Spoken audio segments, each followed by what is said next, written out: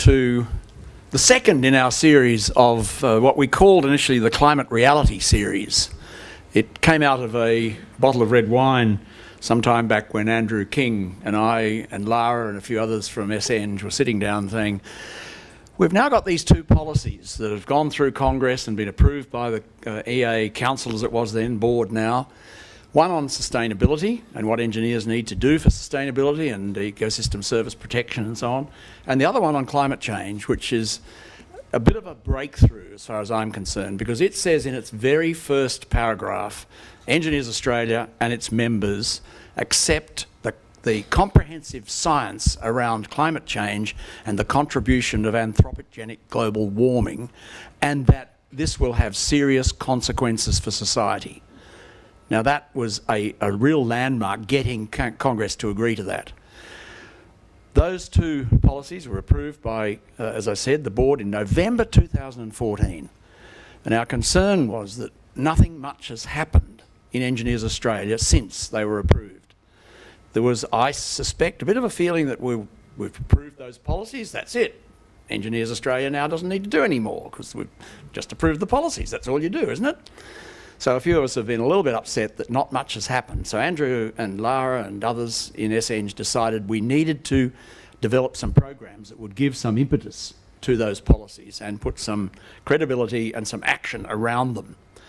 So we thought, first off, we'd have Ian Dunlop talk as an eminent speaker and go around Australia. That didn't quite come together, but we did get Ian in Sydney on the 2nd of August at what we called the Big Conversation, and we held it at UTS in their great hall. It was totally filmed, and it's now been seen, the video's now been seen on YouTube by over 500 people, as well as the 200 odd that we got in the room on a very rainy night in Sydney. So that was terrific. It mismatched slightly because Ian was talking in Melbourne about a month or 6 weeks before that, in the first of the Climate Reality series. And I'm sticking with that title, Climate Reality, because it really is about the climate reality, as I hope you'll realise after you hear Ian and Neil talk tonight. Before we get into it, may I recognise the Indigenous owners of the land on which we meet and pay my respects to their elders, past, present and emerging, on your behalf as well as mine. The order of events is I'm going to ask our Queensland President, Peter Ho, to come up and give a little bit of welcome on behalf of Engineers Australia. Then we'll move straight into Ian Dunlop's presentation. I'll introduce Ian. We'll have a few questions after Ian's thing, and we're going live out through Australia. I think we have 60 people registered on the webinar and in Engineers Australia offices around Australia, which is fantastic. And welcome those that are on the webinar to tonight's presentations. We'll have a few questions, and I'll limit it to, say, 3 questions for Ian. Then I'll introduce Neil. He'll give his presentations, and we'll do the same, just specific questions for Neil. Then we'll open it up to a panel discussion, and I'll invite at the end Dr. Andrew King, the famous author of the Engie Bear series, which I hope you've all seen. And he'll do a wrap-up and thank you, and then we'll all move outside for networking and some drinks. So, Peter, would you please come up and welcome us to Engineers Australia?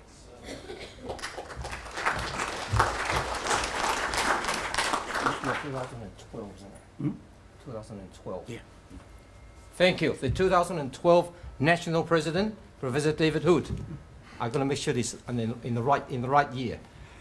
First of all, I'd like to acknowledge the traditional custodian of the land that we're in here today, and recognize their continuing link with the air, with the water, with the environment, with the community, which they have continuing doing that, and pay respect to them, to the culture, to the elders, past, present, and emerging. Being the local president of Queensland Division, I love to welcome every one of you. Those sitting in here, those in somewhere in other part of the state, those sitting in your room, looking through your screen on your computer, that linking up to this particular session, I congratulate the SENG, of course, the Sustainable Engineering Society, of hosting such a very important event, of which we all know we're only living in, there's only one world. One world we live together. Until a day we find another planet somewhere in the space, we're able to live in there, but for the moment it's only one. So how do we actually make sure in the future that our kids, our grandkids, our great-great-grandkids, able to really enjoy what we're doing, what we're enjoying today. That is sustainability. That's a whole very important topic. We, as an engineer, that being now in the engineering Australia, we want to be the voice of the profession. We want to speak up. We want to get the community to understand that we engineer what we do at the same time in this particular topic. Let's put the technical on the table. Let's look at the technical issue. What can we, as an engineer, get everybody understand this important topic that affect not us, the future generation. And it's today, let's bring the two experts, come together. Let's have a live discussion at the end. I even love a bit later. Let's have a bit of drink out there, and we have a bit of not fight, rather conversation on the same topic. Thanks very much. Continue. Thank you, Peter. And yes, leadership is the issue that I've been very strong about. Engineers need to take that leadership role and actually make sure the community can see that engineers understand, know the science, make people aware of the science, but then, importantly, work for the solutions and promote the solutions that engineers are going to have to find to this crisis that's coming.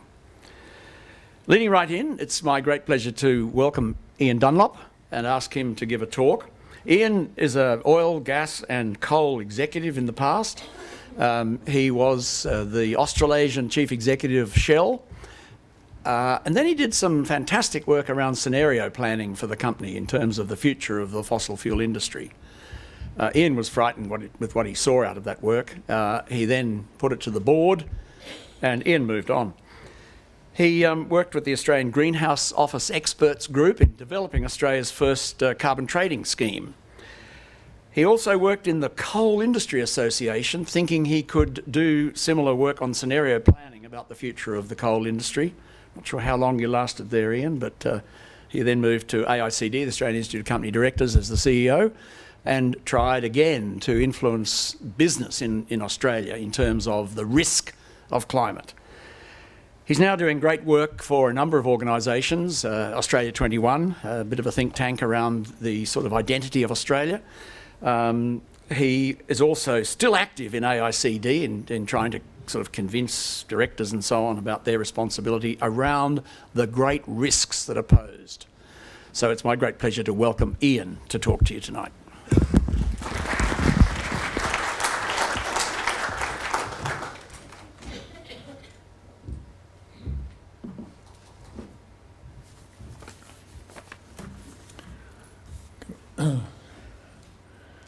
So I think we just move the slides through here. Whoops. There we go. Good. Well, Peter, David, thank you very much for the invitation to speak to the Queensland Society this evening. This is probably the biggest issue I think that the world, the country, engineers and everybody else is going to have to face in the coming decades.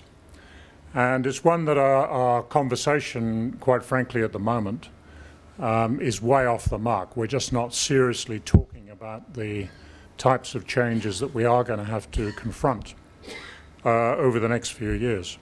So what I'd like to do this evening is really cover the emergency action part of what I call the climate and energy dilemma. Because you hear a lot of talk about climate change, but you cannot separate the climate and energy solutions. You really have to look at this as an integrated problem. And there are a lot more things besides just climate and energy. I mean, this encompasses really everything we do. The entire economic system, the social system, is going to go through really quite radical change over a very short period of time, most likely, in my view. That's not the official view, but we'll come to the reasons basically for that.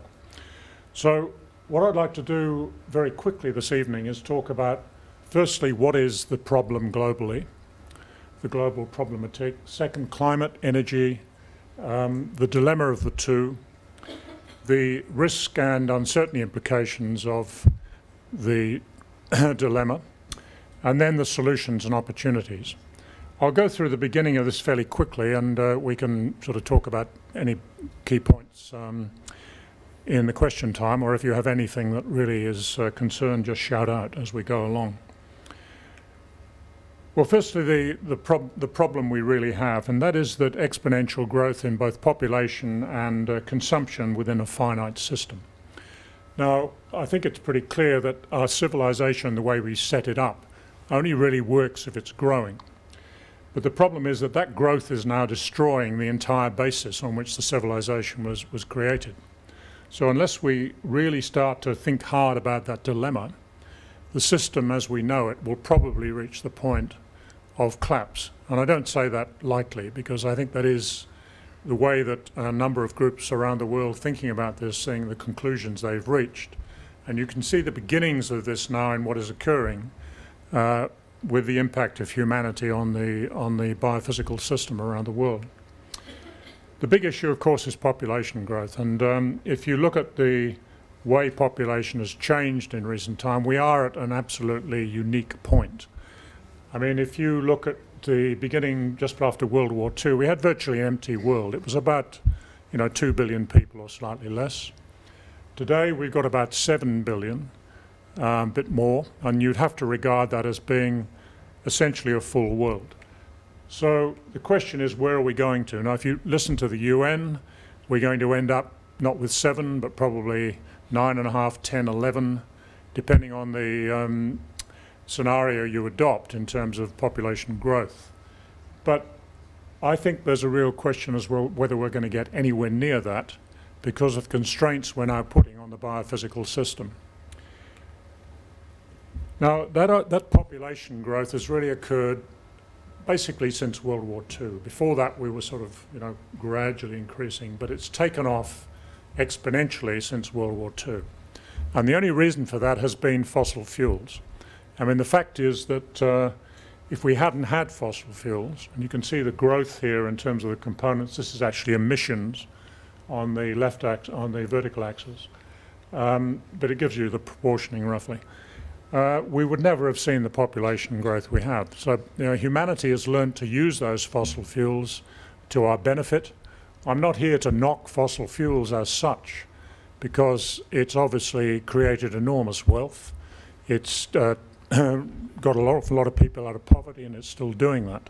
But the problem is you can have too much of a good thing. And if you get to the point where the use of those fossil fuels are now destroying the entire basis for civilization, which indeed is what's happening, then you have to start rethinking the system. Now, the result of all of that is that humanity's become the dominant force essentially around the world. Basically, we are now, of all of the species, dictating what is happening globally. And if you look at the latest assessment, we need about 1.6 planets to live on in total of biophysical capacity. But if you took the entire world population of 7 billion and we all lived at Australian levels, we'd actually need about 5.4 planets. If you look at US levels, it would be less, about 4.8, and so on down. You can see the list on the left-hand side, on the right-hand side here. China's about 2 planets, India's below 1, about 0.7. I mean, clearly this is a totally unsustainable picture globally at 1.6 planets. But it really means that Australia, basically, is one of the most selfish and unsustainable societies on Earth. And it's largely because of the dominance of fossil fuels in our energy mix. Now, we don't like to think of that. We tend to think, this is a great country, it's highly sustainable, we have all this open space, and we're very good at using our resources. But that is now the implication of what Australian society means in a global context, which clearly, we cannot sustain that sort of system to any sensible degree. And in a global sense, it means that the spotlight is going to be more and more on the way that Australia is actually operating. Now, a lot of people say, yes, but that's not such a problem because we're such a small country, and in comparison with the Chinas and the Indias of this world, it really doesn't matter. But the fact is that everybody is going to be under pressure to live far more sustainably, and we're not going to be able to escape that pressure. Now, we have a lot of talk politically about the need to reboot economic growth, which has stalled basically since the global financial crisis in 2008.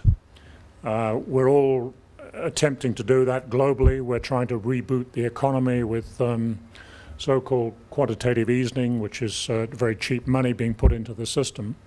And it's basically not working. And the problem is that that growth is now being constrained by a number of key biophysical limits. And the first one of those is the declining availability of cheap oil, the so-called energy return on investment concept that I'll come back to. The second is climate change, namely that you keep putting carbon emissions into the atmosphere. We are getting to a point where the entire global system is going to grind to a halt for reasons I'll come to. Linked to that is increasing shortage of water around the world and increasing scarcity of food or increasing prices of food. Those are all biophysical. If you look then at the financial and social worlds, we're seeing increasing instability in financial circles and indeed in social conflict. For example, the conflicts in the Middle East, in Syria, in North Africa, the migration crisis into Europe. All of those things are talked about in terms of either military or social conflict, religious conflict.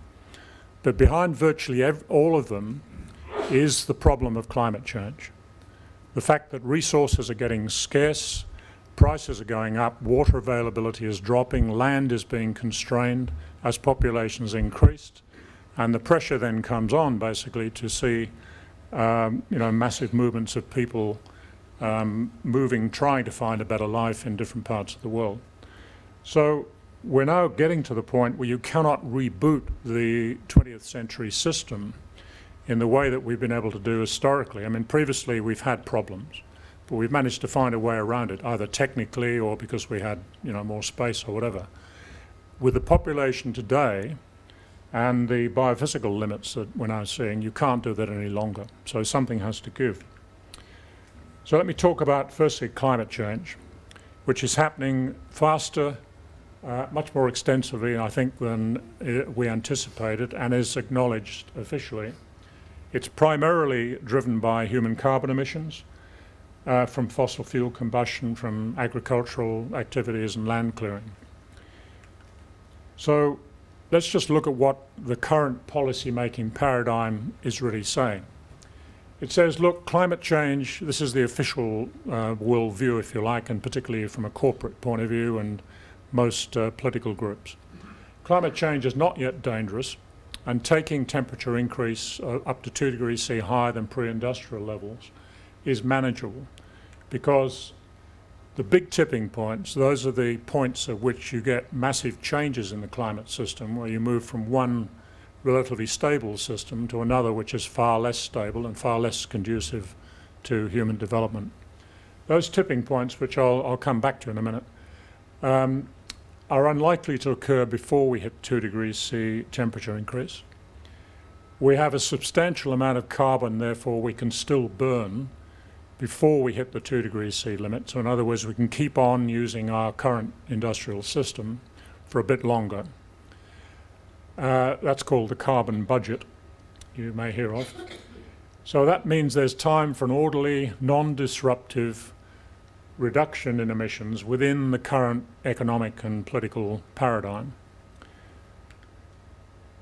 It means that therefore we can mitigate trying to stay below 2 degrees C, but 2 degrees C, well, it's not perhaps really so critical, and if we fail to stay below it, then we can adapt to 4 degrees C.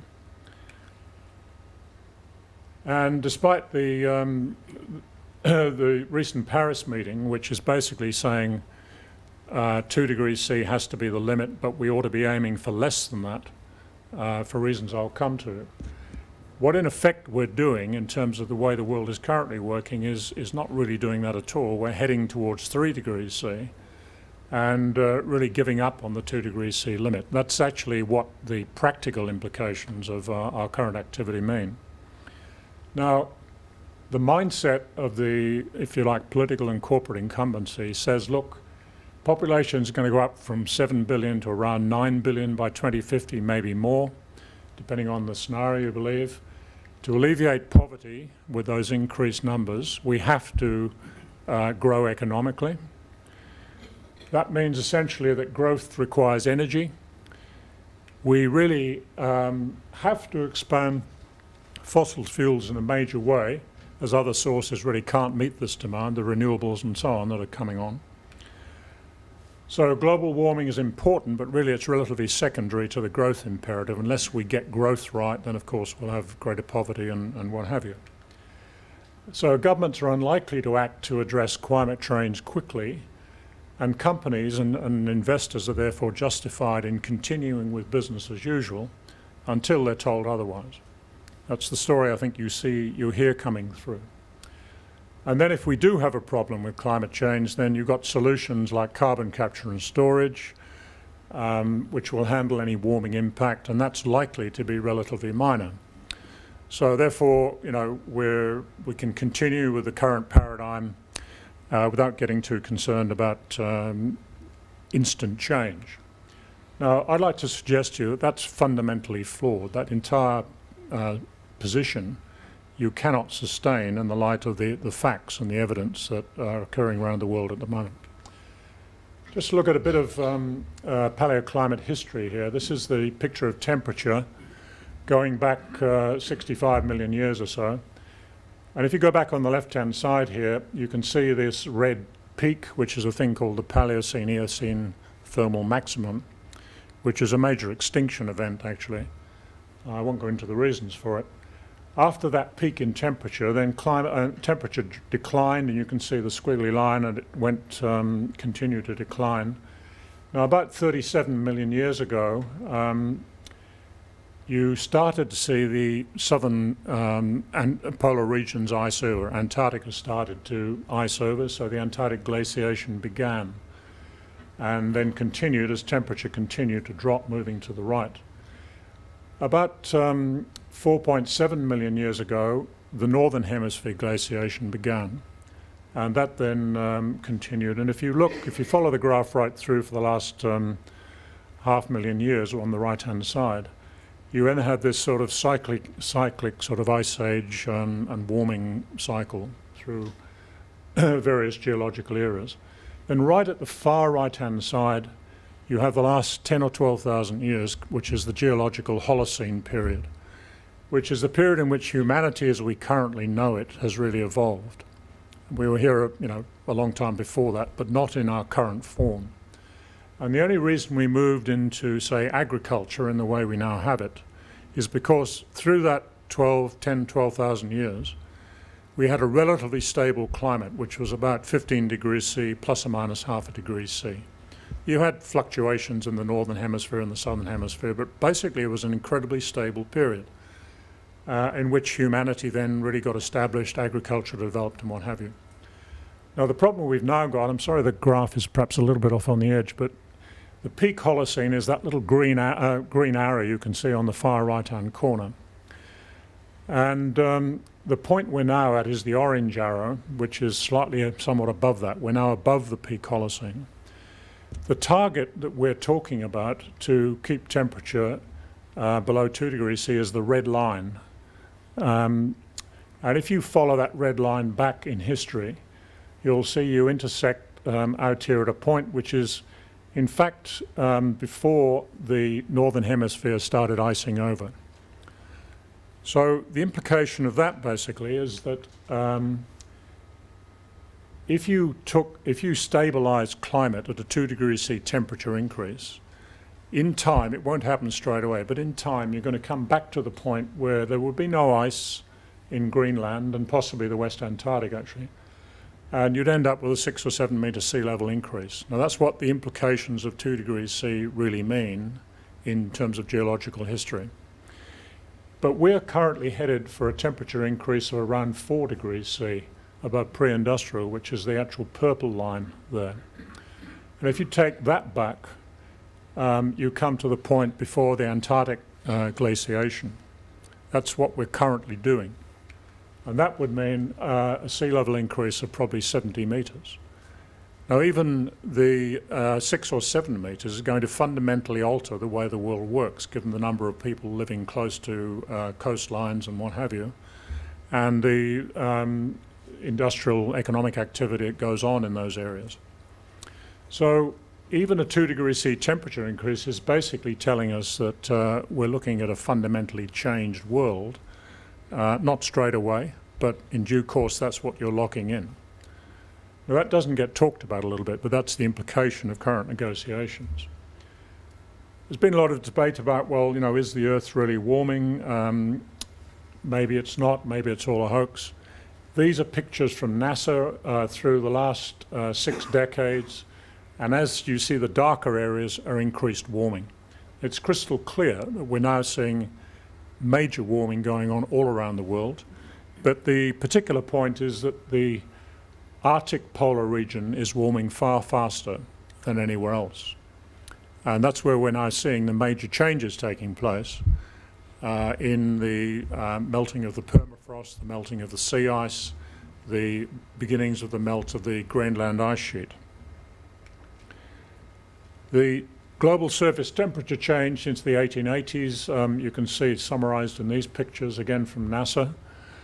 The one on the right, the left is the annual mean, or a 5-year running mean. The one on the right is taking a longer averaging to sort of get rid of shorter term fluctuations. And you can see the real peaking occurring just in the last few years. That started with the El Nino that we've had. It's now jumped way up.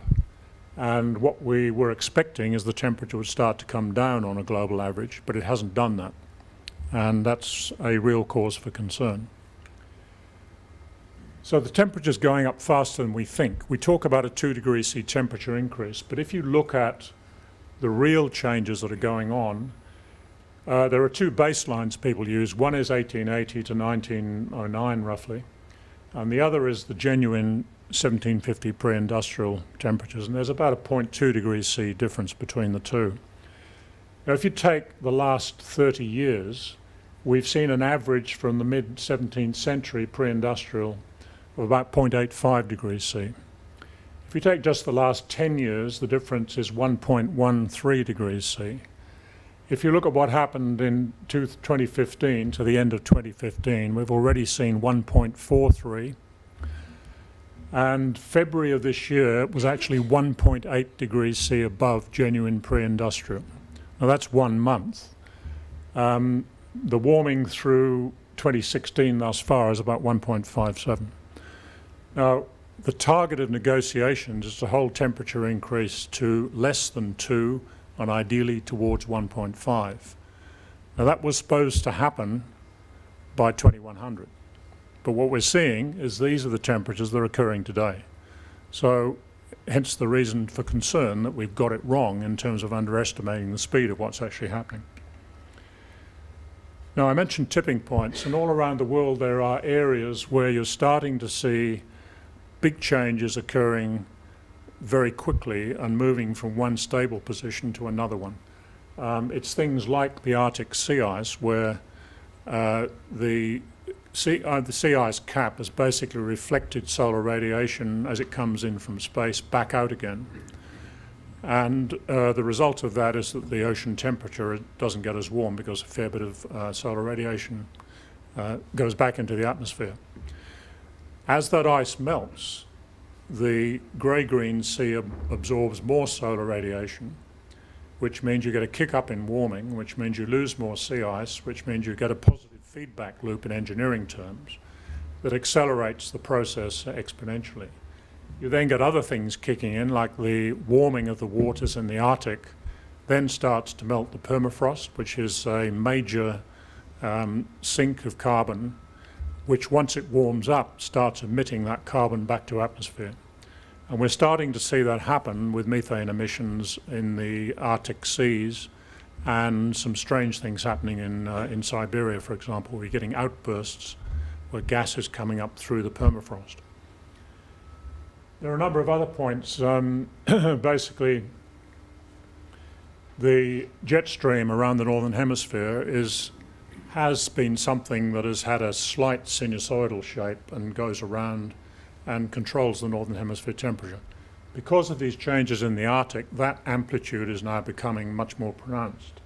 And it's leading to a lot of the extreme temperatures you're seeing, for example, in Europe and North America over the last few years, which in turn locks in major heat waves or major rainfall, precipitation events. And there are a number of others in the Antarctic, in the Amazon rainforest, the El Nino that we experience. I won't go through all of them. But the point is, these things suddenly change the framework of the climate around the world in a way that can become potentially extremely dangerous for human development. And the evidence suggests that these are starting to trigger. Now, these are the things the scientists have been very concerned we didn't trigger, but it is now starting to happen. People then say, yeah, okay, well, if we don't hit 2 degrees C, we can adapt to 4 degrees C. But that is not what the experts believe. These are a few quotes, which I won't go through all of them, basically saying, look, 4 degrees C, in the words of John Schellenhuber, is the director of the Potsdam Institute in Germany on climate impact research, probably one of the world's top climate scientists.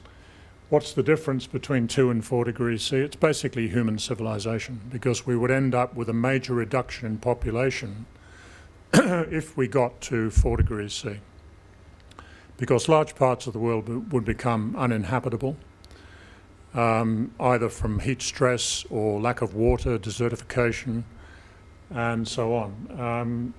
And a number of other experts, including the World Bank, Christine Lagarde, the managing director of the IMF, make similar comments. Now, these are not sort of green activist groups. I mean, these are hard-nosed economic rationalists who have these concerns. So, this concern is growing globally. It's not really registered in this country yet, but the rest of the world is frankly moving on, and we're not.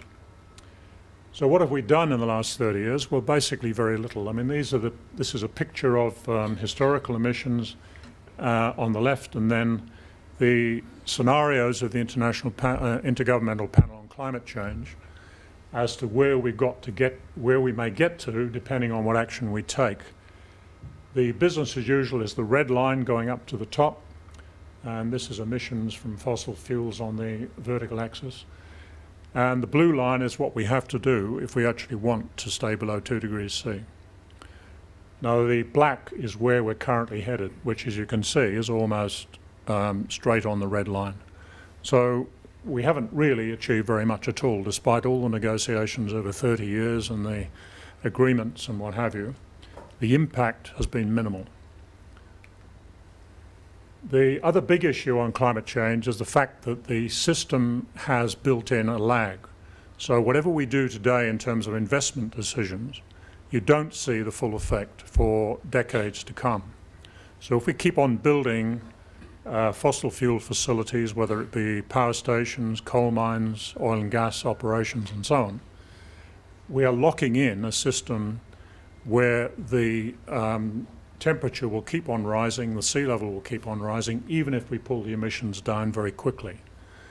So we should be moving very fast to essentially change that. It's a bit like this frog in boiling water argument. I mean, as you slowly heat up the water in a pan, I mean, you have this argument about, well, we're being slowly cooked, we're being slowly boiled, nobody can agree at what point you really jump out of the pot, right? And whether we're going to be leaders in doing this or lemmings. So far, we've certainly been lemmings. So then let's look at energy.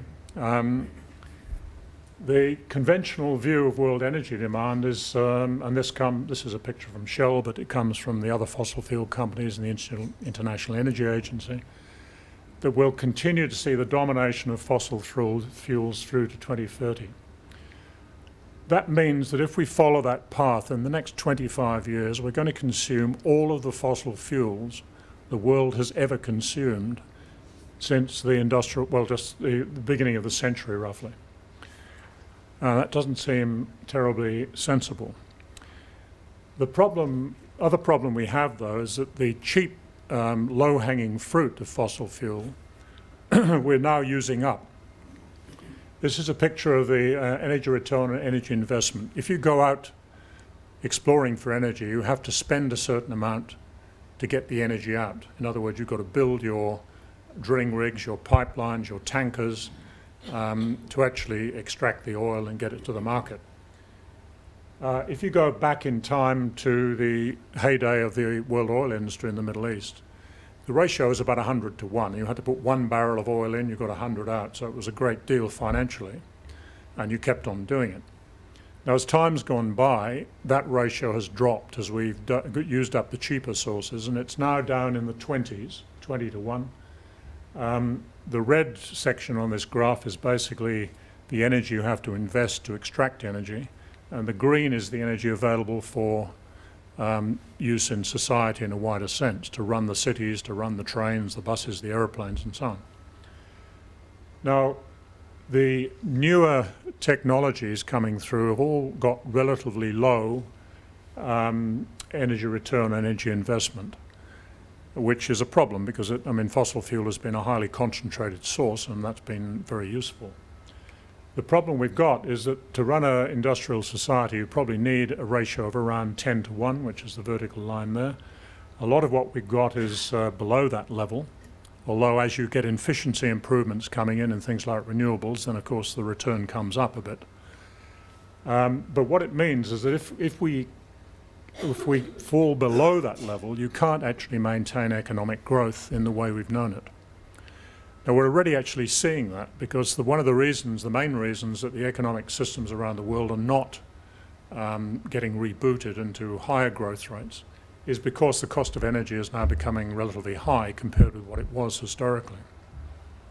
Nobody talks about that. It's all talked about in economic terms and innovation and jobs and growth in a conventional sense. But underneath it all is the lack of sustainable, cheap energy in the way that we've had it way back since World War II. Now, the alternatives are making great strides. We're seeing renewables coming in very quickly and with costs coming down and efficiencies improving, which is great. But the trouble is they're coming off a very low base. And today they still are only about 15% overall of the energy mix, and that's including traditional biomass and so on. So the challenge we've got is scaling it all up to the point where it can take over from the role of fossil fuels, which is still, in the 80% of total world consumption. And we've got to do that very quickly because of the need to actually stop carbon emissions.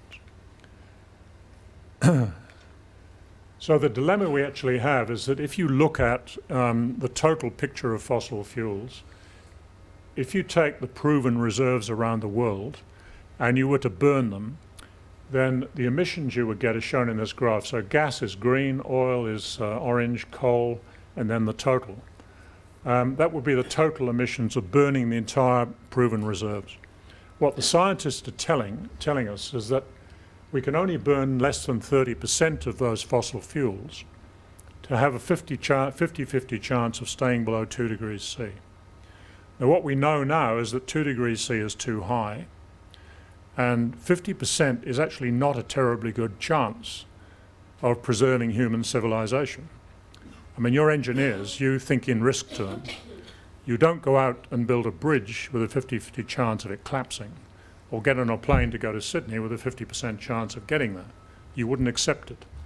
But in these terms, we are saying that is what we're implicitly accepting in doing this. And I think there's something fundamentally wrong in the way the world is looking at this problem when you confront the facts of that sort of assessment. So then you have to say, well, why are we continuing to spend shareholders' money looking for more fossil fuels, for example, in the Great Australian Bight, in deep waters in the Arctic, in the Gulf of Mexico, all around the world?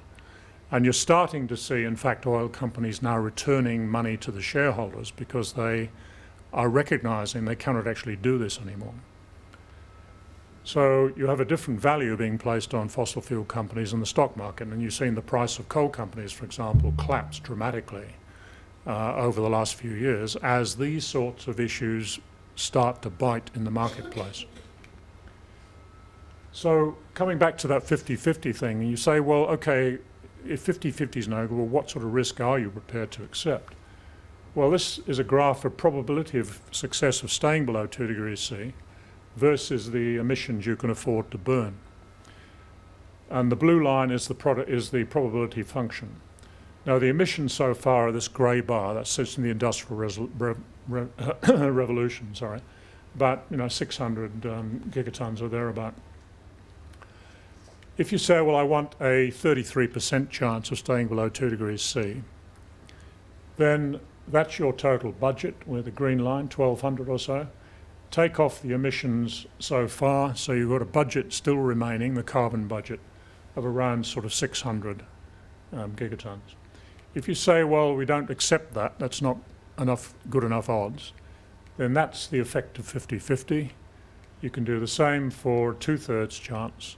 But if you say, look, I'm not prepared to accept that, we need, say, a realistic chance of success, say 90%, which is still not actually very good odds. You wouldn't get on a plane on that basis to travel very far. If you take it to 90% chance, then you actually have no carbon budget left today. So that means we should no longer be emitting a ton of carbon from today on. Or if we do, every ton we put into the atmosphere has to be drawn down with some sort of technology in the future, which at the moment is non-existent. So as humanity, we're saying we're pushing that stuff into the atmosphere, but we have no means of actually containing it. So the implications of the official energy demand forecast are that the emissions will equal about 70% of all fossil fuel emissions since 1900 if we follow the path I mentioned earlier on. And in a time of zero carbon budget, that seems to be pretty much suicidal. So, as the chief economist of the International Energy Agency said, there is a need to change course in a dramatic way. Gradual change is just not enough. Now, the solutions that people talk about are basically not working, unfortunately. The carbon capture and storage may help, but it's not anywhere near where it needs to be, both in the time and to the extent we need it. We need to keep working on it. If you look at other clean coal technologies, they help, but they're not really contributing the level of emission reduction we need. The rush from coal to gas with things like CSG doesn't help you because the methane leakage from CSG is probably making it worse than using coal. And you also have a whole lot of other problems in health terms and what have you in using it. And there's a small problem of aerosols, which is that if you use more and more gas in the system, you put less aerosols from coal burning into the atmosphere, which means that you'll see probably a one-off jump in temperature of somewhere between 0.5 and 0.8 degrees C over time by virtue of removing those aerosols. That's not a reason to stop to use more coal, it's a reason for getting off fossil fuels full stop. The high carbon infrastructure effectively locks emissions in for something like 50 years. And so eliminates potential solutions, which is what we're currently doing unless we start changing quickly. The major changes to the energy system take time to implement, so you need to move on them quickly. You can't afford to really wait. And we're now seeing serious discussions about geoengineering. In other words, ways and means of putting, for example, sulfates into the atmosphere to slow down the warming and provide a protective shield. Now, I mean, this is, science fiction stuff. And the trouble is we really don't know the full implications. But it is now being seriously talked about, and it's pretty dangerous stuff if we have to move to that.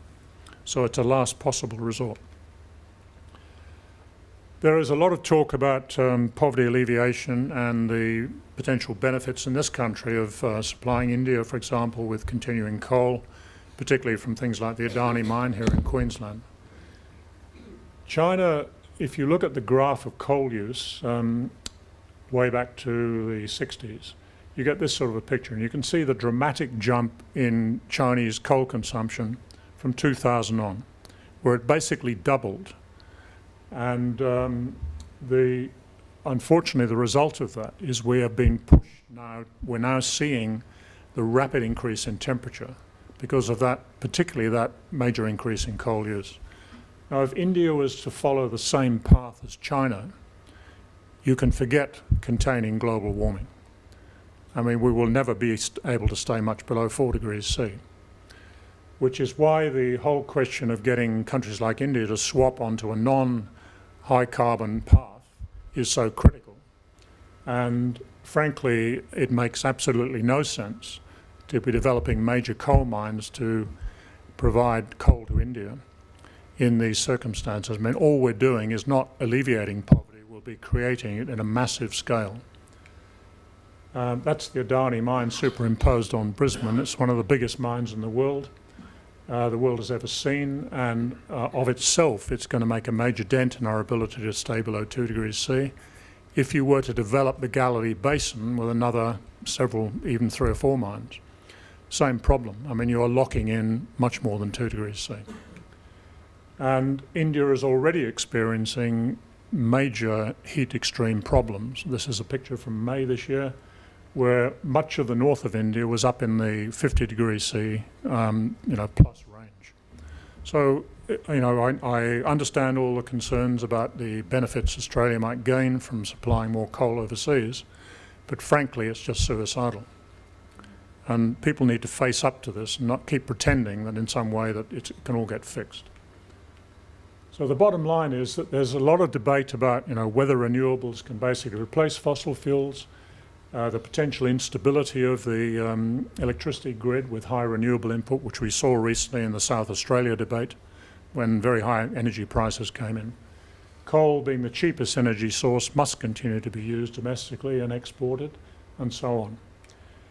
The climate scientists, but the science is basically telling us, look, this is nonsense. You actually have no choice. We don't have solutions to contain emissions. We cannot keep using coal or oil or gas any longer than we absolutely have to. We have to wean ourselves off fossil fuels and change our consumption habits. It's not just the supply side of this. We've also got to drop demand. So societal, behavioural changes are going to be absolutely major in trying to solve this problem. If we don't do it, we just don't have a sustainable future. So this is the big challenge and the opportunity, I think, for the engineering profession, because this is the biggest investment the world has ever made, is to change the energy system in the space of the next 20 years virtually, or much of the change. And that's really, I think, the way you have to look at this. I mean, it is an enormous investment, and it's going to need all the engineering skills we can possibly find from around the world to actually pull it off. But that's really where the growth lies, where the jobs lie, where the innovation ought to be going, if we were sensible. But at the moment, I don't think we are focused on that. We're talking of innovation going in all sorts of directions, particularly in the financial markets, which is probably the least place we need it right now.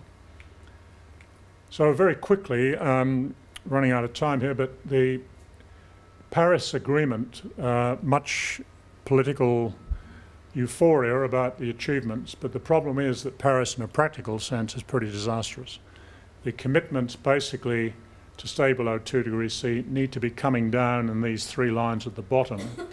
The commitments actually have us, at the moment heading to 4 to 5 degrees C. The commitments that were made voluntarily are still going to see us above 3 degrees C, with emissions continuing to increase until 2030, whereas they should be dropping. So it is nowhere near the sort of requirement we have.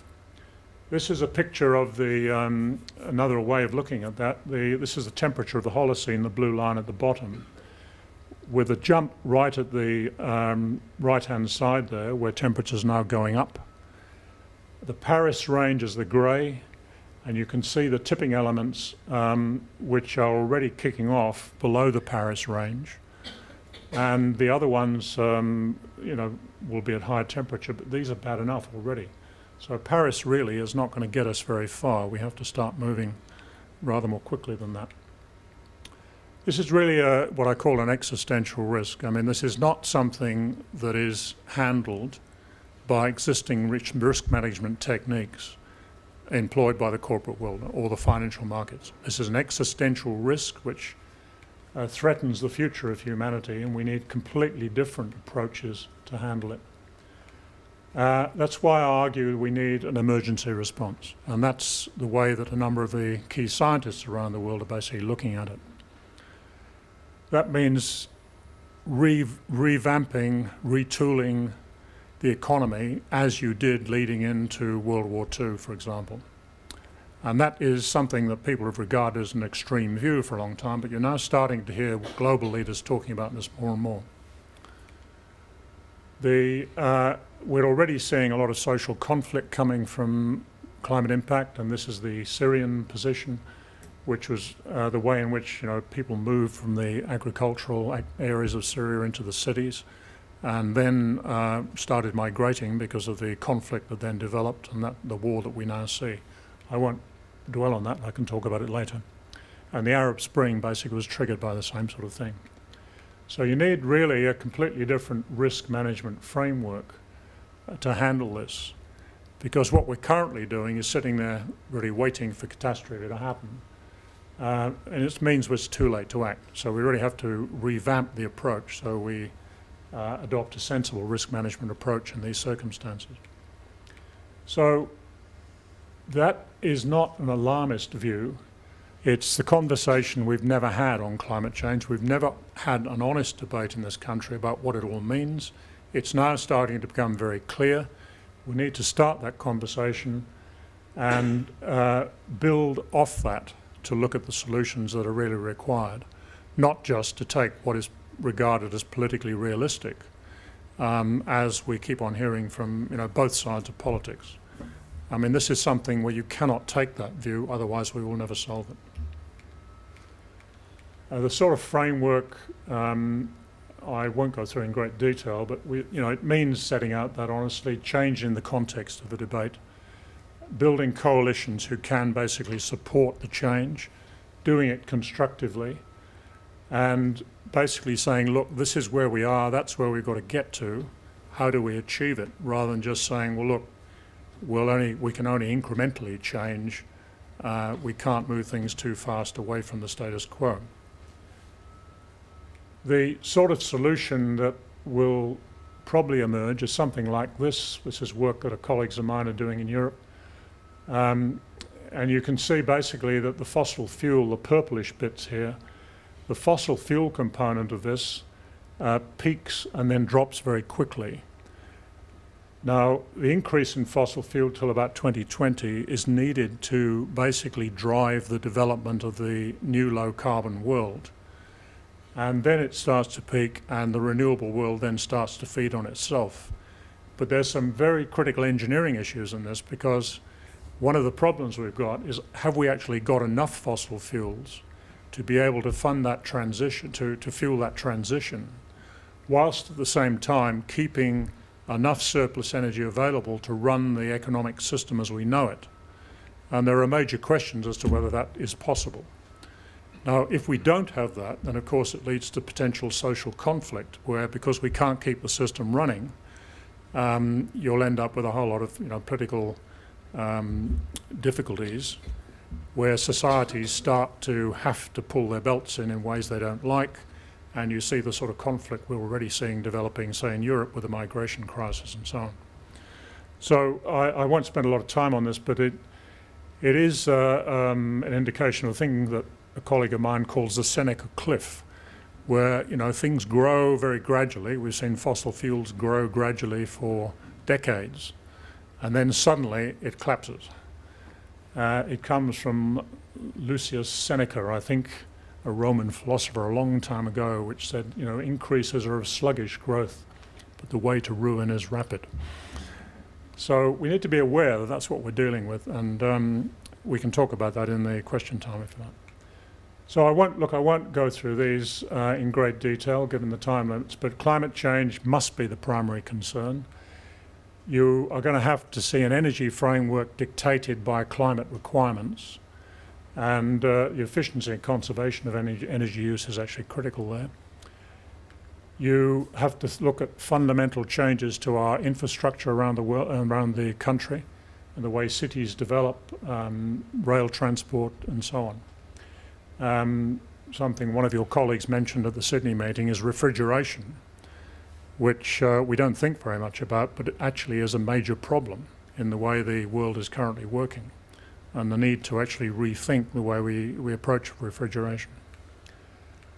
So the leverage point at the moment in all of this is very much the corporate governance arena as far as my activities are concerned, where you're starting to see major write-downs in stranded assets, climate risk rising, increasing emphasis on fiduciary responsibility of directors for not recognising these risks, divestment by investors, resolutions coming up at annual general meetings demanding that companies start to take these things into account, legal action against some companies and directors who are not doing the right thing, which is now starting in the US.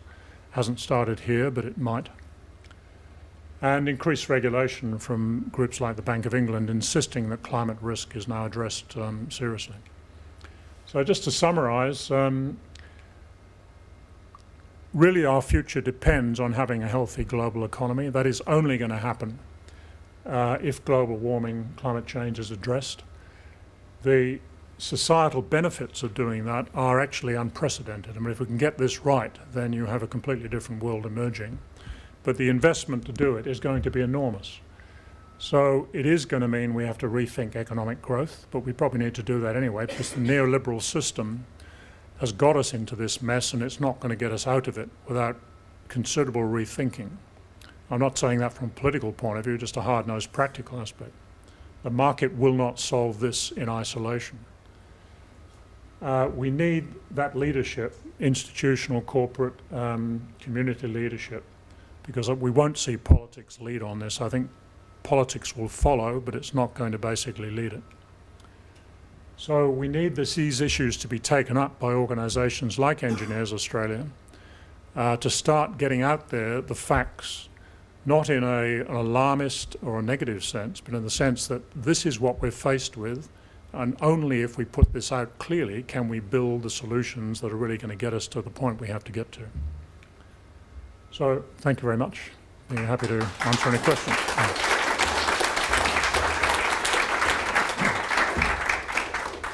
Thank you, Ian.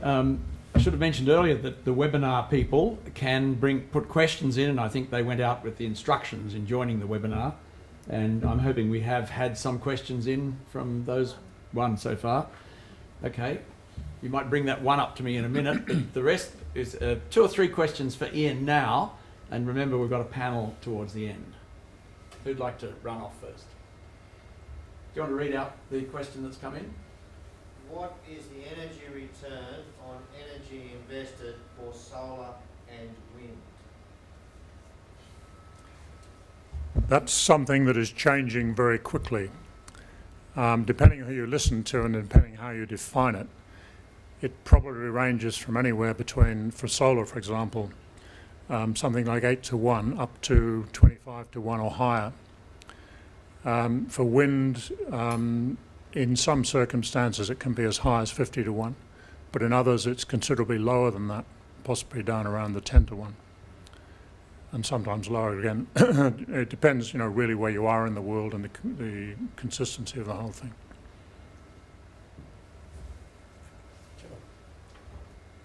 Hi Ian, my name's Cheryl. I have a question about Engineers Australia's role and the role of professionals inside this country, because we have a not insignificant number of engineers practicing who are all members of this particular institution. So my question is, in the context of your recommendation about energy being the platform for engaging in change in the next 2 decades, it might be for the panel as well, do we have a top 3 to-do list items that are very direct and action oriented over the next year to help catalyse your larger agenda in terms of fiduciary duty and all the other director company activities? Sorry, the question was, Do you have one or a few ideas about how engineers how you do it, yeah.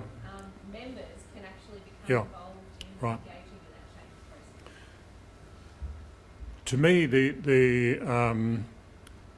big vacuum in this whole debate is the vacuum between what the science is saying and what the political world is assuming. In between, there's the question of risk. And nobody, very few people, are actually talking about the real risk implications of how we handle this, and indeed the opportunities, because you can't, you have both, you have both risk and opportunity. Now, it seems to me that in the corporate world should be the experts in risk, but they, to a large degree, have abrogated responsibility at this point, in my view, because they're tending to say, well, governments better tell us what the rules will be, and then we will respond accordingly. My view is that that really is just not good enough. I mean, in your own self-interest, you have to recognise there are major risk exposures. You have to be honest about what they are. And it's engineers who, par excellence, are the people who should actually be thinking about these things, because you're the guys who design all this stuff, right? You have safety limits, you have safety factors. So I think there is a major role for engineers in articulating the risk implications of this and the way in which they basically can be managed. The second thing I think is that the professions need to start taking a position on these things publicly. I'm not just saying engineers, but I mean the same applies, quite frankly, to directors, to even the legal profession and accounting professions and what have you, because professional standards, you all have codes of ethics, you have standard procedures, standard codes of various kinds. This is absolutely critical. If we don't get this right, then the entire system is going to get into big trouble. And I think it's up to the professions to start articulating that in a world where other people are basically not doing it. I might just add, Cheryl, that earlier today we had a workshop around what Engineers Australia can do, both itself as an organisation and for its members, in encouraging them to speak up in their workplace and so on. One more question. Ian, in the psychology of change, it's the question that's important, not the answer. We have the answer that climate change is real. Are we not asking the right question?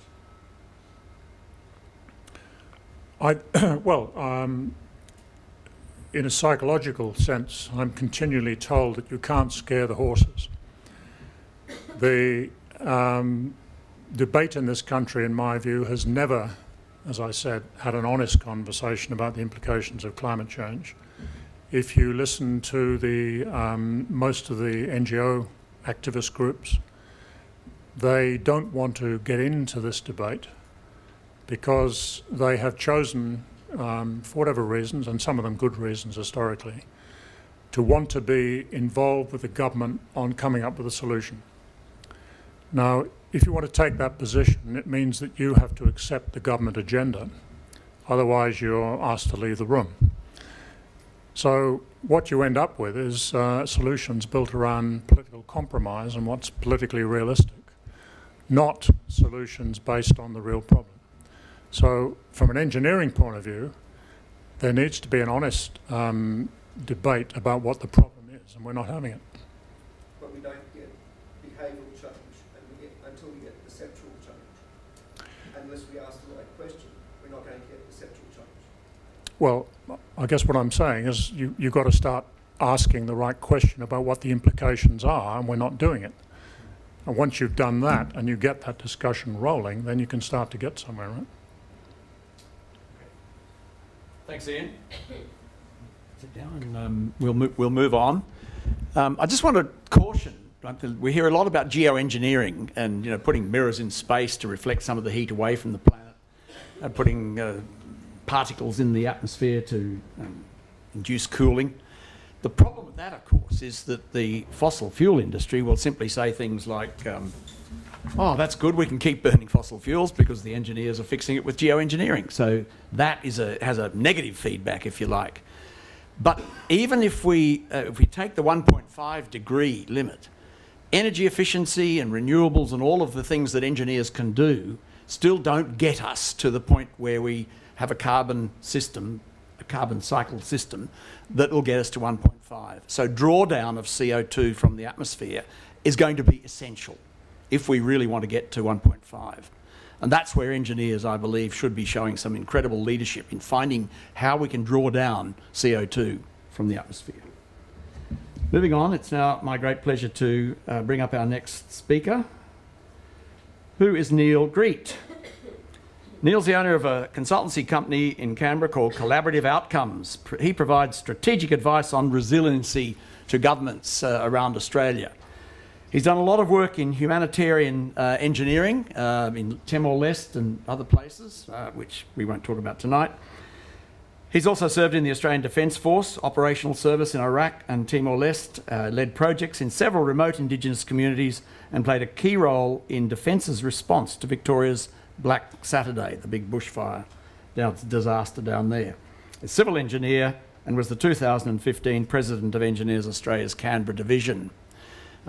Neil's going to hopefully give us the hope and the bright side of what we can do to solve the dilemma that Ian's drawn our attention to. Would you welcome Neil? Wow, what a mission you've given me, David, to be upbeat and do the hope side. I've heard Ian speak several times, and I think that's an absolutely fascinating discussion about what, is happening. And I have given this a lot of thought, well, what is the response? What are we going to do?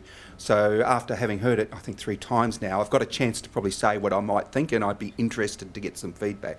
So thanks, David, Peter. It's wonderful to be up here in Brisbane. Hello to the webinar audience. I sat in on the first one last year. It was a good experience. It's an excellent thing that we're doing with the webinars. So yeah, and I'd just like to acknowledge the traditional custodians of our land and acknowledge the elders past and present too. And last night I was just at a presentation about emergency management. You can see I have a slant towards disaster work, and the Director General of Emergency Management Australia was talking about catastrophic management for disasters in the future, and some of what we've been talking about goes to that heart about that risk. But he was talking about how Indigenous populations had a greater understanding about how to actually manage catastrophic disasters, and he thinks we've lost a lot in that thing. So when we say that little trite thing at the start, sometimes it sounds that way, it is actually a true acknowledgement that there's peoples that have gone before and have understood some of this stuff that we're talking about and how you actually adapt and change. So I think it's actually really important, not just something you say at the start of a speech. So what I would like to say is I think what tonight might be is the start of building up a narrative about what we might talk about, what climate change is and what we actually do about it. So I better get to the slides so I see that they actually work. Yep. So that's what I want to talk about. So my aim is to give you some ideas about transition strategies. And what I want to talk about is the vulnerabilities and explain how the energy security work, which I've done previously, which some of you may have heard about, it's not the same set of slides, it's remarkably different. But that energy security work helps identify the vulnerabilities. And I want to talk about a resilience framework as a method of response to vulnerability. And if you're expecting me to tell you that there is an energy transition strategy, which is where you build X and you make X, you build it in Y and the world's going to be perfect, you've come to the wrong presentation, right? And if you think of that, if you think about what Ian's just said and you think that there is a solution about X and Y and Z, then that is not the way this is. This is a wicked problem. It will be something we have to work on over generations, and we continually have to adapt and change the problem. So it's not X and Y and Z as a solution. So the first point is, I know this is really simple, but that person, sorry I didn't see because I had my back to, said about framing things and asking the right question. It is very important to frame energy as not just a commodity, right? It's not even an essential service now. It underpins our society and what we do. And whilst you might just think this is a simple thing, if you cannot get this into our head, then all we'll do is we'll think the market is the only response to managing energy, right? Because you think of it as a commodity. You think of it as something that's traded around the world, it's delivered to the power board on our wall, or it's delivered to the manufacturing industry and people make things. So fundamentally, you must think about it as an issue for society. Once you do that, you start to frame energy in a different way. So this is the heart of what I want to talk about, and it's about an energy transition strategy, right? And this is where I mean to say to you that energy is not just a commodity, right? And it is about all the other levers that you can apply to make a difference to energy. So if we must think of transition in these terms if we can adapt to the imperatives that Ian has laid out. And concentrating on just one lever is foolhardy. And more importantly, addressing the multiple levers here is a way we can actually get a strategy or something that will adapt to our changing conditions. And you'll note there I've got moral and ethical responsibility. And someone will say to me, probably someone here or out there in the webinar, how can you possibly plan moral and ethical responsibility? Well, one of the things about when the Industrial Revolution did happen and all those changes were happening there and there was this great leap forward with energy, is there were enormous moral philosophy going on at the time. There was great changes with John Locke and John Hobbes who were talking about, who were the people who were then taken across and that was put into the American Constitution. So moral and ethical responsibility in the way it matches into changing transition strategies has been done in the past. But just in our pragmatic, very limited stovepipe way, we don't think about that anymore. And it is about community engagement. If you think about just levering the market and supply and demand, you won't understand the community. Or in fact, as recently down with Santos in New South Wales, they completely missed the point with the shut the gate. They missed the point that the community would actually come back at them. So if you only think of things in one dimension, you will not be able to transition. And sorry, for anyone here, that's been adapted from a famous strategy.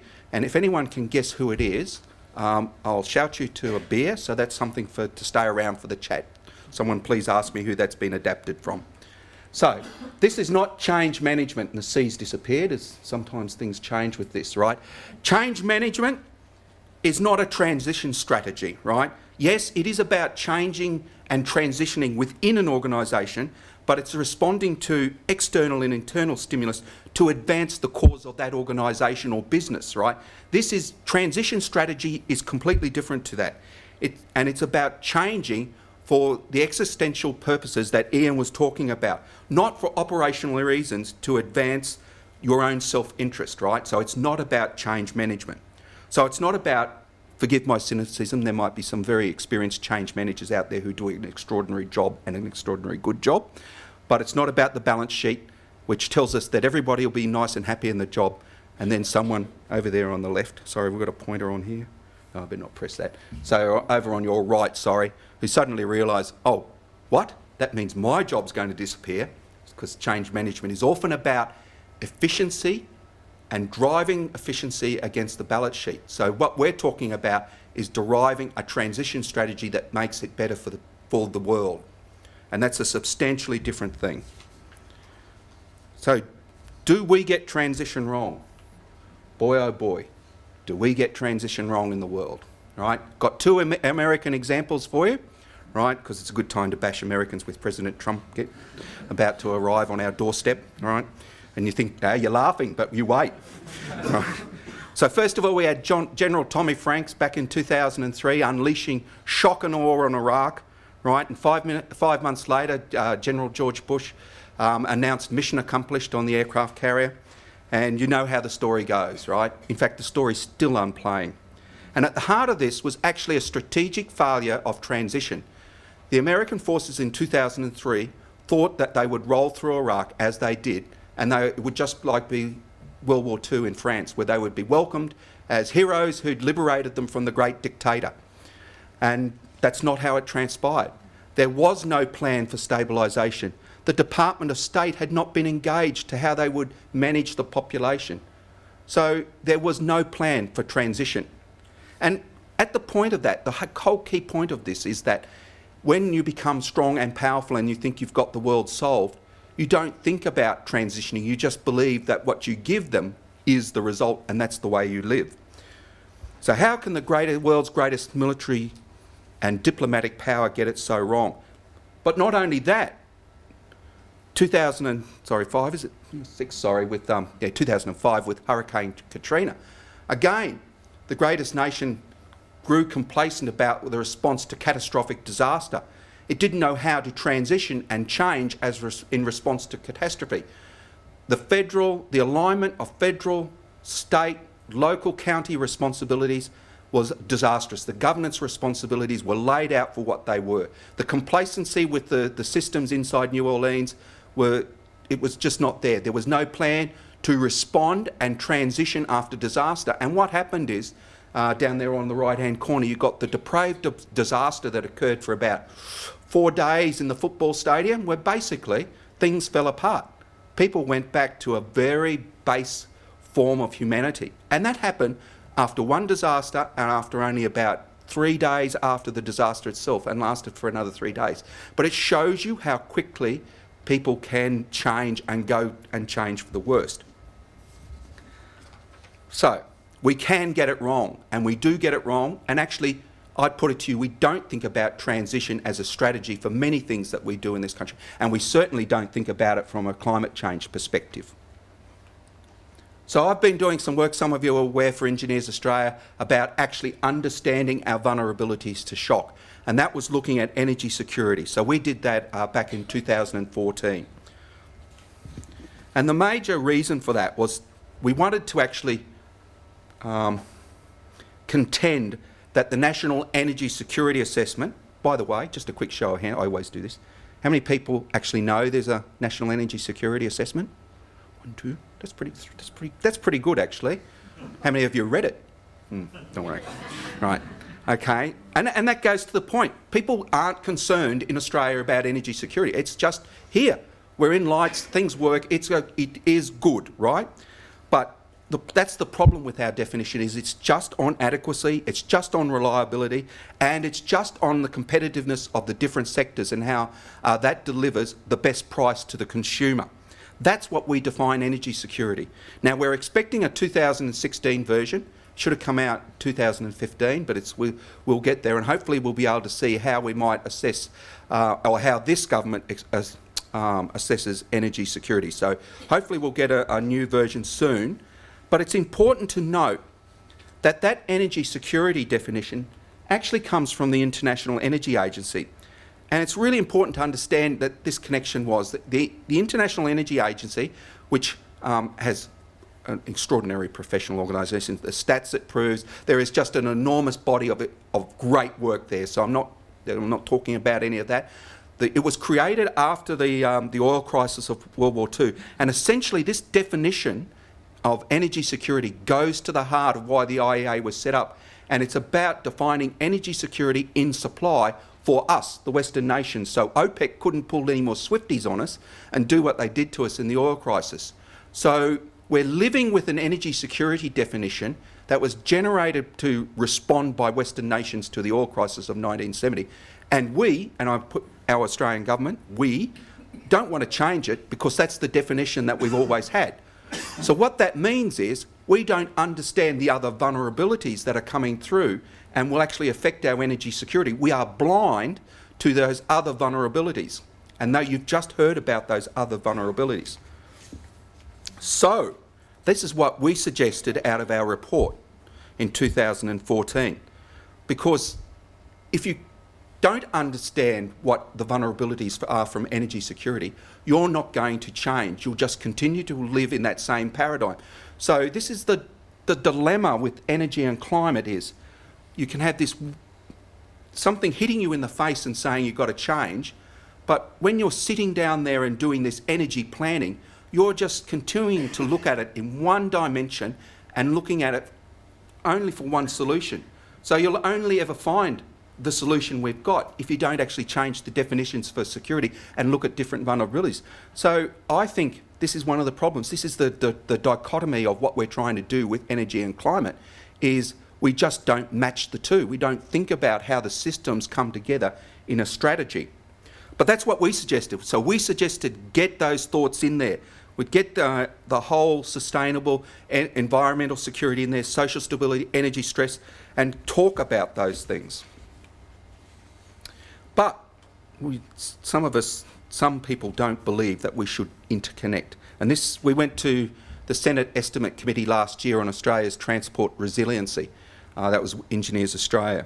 And the Australian Institute of Petroleum Institute was very much against the interconnection of energy and energy and defence security issues, so bringing in national security issues and combining that, because they see energy, and in particular the oil industry, as particular market-based economic considerations only, and that they should be completely different processes in different parts of government, which is the way they happen now. So what that does is that drives stovepipe solutions which don't connect with each other. Now that simply ignores the modern world of security where everything is interconnected. The migration was mentioned. If climate change and the way it will affect all elements of security is something that certainly the United States, and that's a good word for them, so they are very good, truly understands, and they connect that to migration, they connect it to all the different parts of security. Security is a much more multi-dimensional, non-traditional, full of non-traditional threats these days. Yet, when we talk about energy, the energy industry wants to drive it down as though energy security is just something different, and you stay the same, she'll be right, mate. Leave it there. Going good. So, what I think is we need a bit of a multi-dimensional energy security framework. And this is the framework that I'm suggesting we look at. So, our energy security defines the ends that we want. We want a secure and prosperous Australia. So it's about our ends. A resilience framework, which I'm going to talk a bit more about now, defines the ways in which we can look at it. So it's a strategy to address the wicked problem that brings energy and climate change together. And then the means, see, we all get locked in those means down the bottom, and that's the problem. Because everyone says the means are actually the ends, right? So the way we do energy generation, it's not the answer by itself. Nor is investment, the question about investment, that's not the answer by itself. Nor is political will. They are the means. Those are the things that they are the levers that we pull if we've actually got some vision on this problem. And sorry, I know that I've been banging the market, but if you just want to look at another argument about the place of the market, have a look at the Australian Financial Review looking at that markets are not always the best when it comes to infrastructure. It's an article out of the Financial Times, in fact, and it actually talks about energy infrastructure in the UK, right? That the way that's happening in the UK is not responding to the actual need for energy security in the United Kingdom. So it's about framing. I'll come back to that first because I thought that was such a good, thank you, right? It's about how you frame it if you want to get the right, if you want to move and actually make a change, right? I don't think it's about actually getting an answer, right? So now if I can just turn to resilience, right? So I've got some slides here from the Australian Security Policy Institute, and I'll follow through a theme there now with the Australian Security Policy Institute, whom I'm doing some work for. So inherent in that, in just saying to you that I'm doing that, you can see this connection between engineering and security and how energy security is connected to the real world of security. So something fails, right? I was so pleased to see the Seneca curve. Now I understand what I can talk about with respect to failure, a threshold failure, when I talk about resilience. So something fails, okay? Now, what resilience is about, and this could be a little point for discussion. Resilience is not, it's not about Premier Anna Bligh standing up there and saying, we're tough north of the border. I know you all are, sorry, right? But we're tough and we breed them tough up here. It's not about tough, resilient people. It's not sons of Anzac, sons and daughters of Anzac, and we do things right. It's not about that sort of resilience. Resiliency is actually about changing. And it's actually moving through phases. And the best example I can give is if during climate change, rainfall patterns do change, and a rainforest no longer gets the rain that it normally got, it will change to another form of wetland forest. Species will actually move off and move to different areas. Things will actually change, right? So resiliency is not about doing the same thing and being tough, right? It's not about being psychological tough and doing those sorts of things. It's actually about adapting to change and having different states where you actually move to different states and you actually understand that you're making those changes. Hopefully we don't get to that point, right? So, I've done some work with ASPI, the Australian Security Policy Institute, and we've looked particularly at this issue of energy resiliency. And in framing those sorts of options that you might have within inside a resilience framework, we come up with these three things of reforming the electricity grid, addressing transport energy, David, I know about it, so I'll talk about that, right, and future-proofing cities.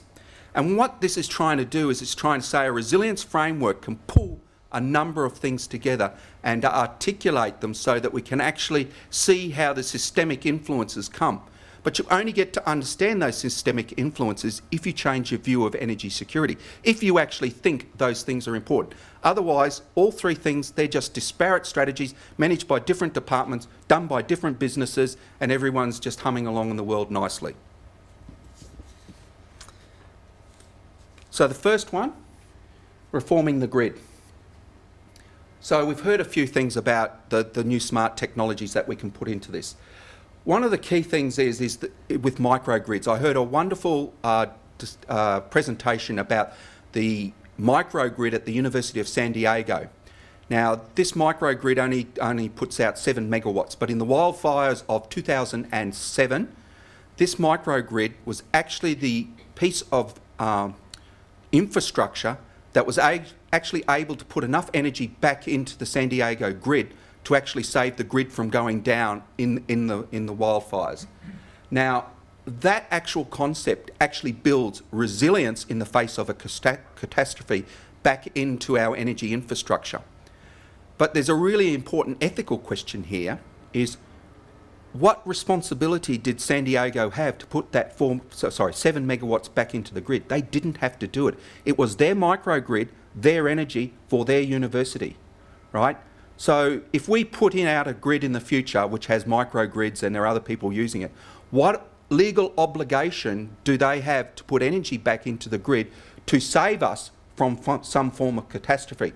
Now, when we start to, and this is why moral and ethical issues are really important to consider in this transition strategy, because if we're not thinking about those sorts of things, we'll arrive at some point where some hard-nosed person in their community is going to say, no, stuff you, my group of people are more important than yours, and we'll have a larger social failure as a consequence of catastrophe. So I think in reforming the grid, it's not just about technical solutions. They are an intrinsic part of how we'll change the grid, but it's not just about that. And I've got there affordability and transition incentives to change.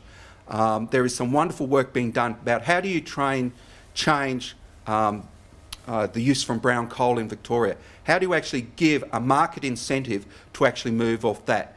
And that sort of building in those economic incentives requires great change to our economic system and thinking, and ANU's doing some very good work on that, and perhaps others are too.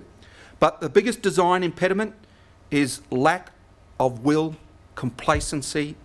We don't see it. There's no need to actually reform our grid because she'll be right, mate. The biggest enemy is ourselves, and we just don't want to make change, and that apathy. So, our national electricity market, East Coast, world's longest interconnected grid, right? I think it's been mentioned there. Fossil fuels generate 86% of our national electricity market. So it works well. I mean, we've got our lights on now, and I don't think, unless something really strange happens, we'll have any blackouts during this phase. So it is highly reliable. And perhaps some of you there and out there on the webinar are the engineers who actually make sure that we have one of the highest reliability electricity networks in the world. But what could possibly go wrong? Well, right. What could possibly go wrong? Let me turn to Tasmania.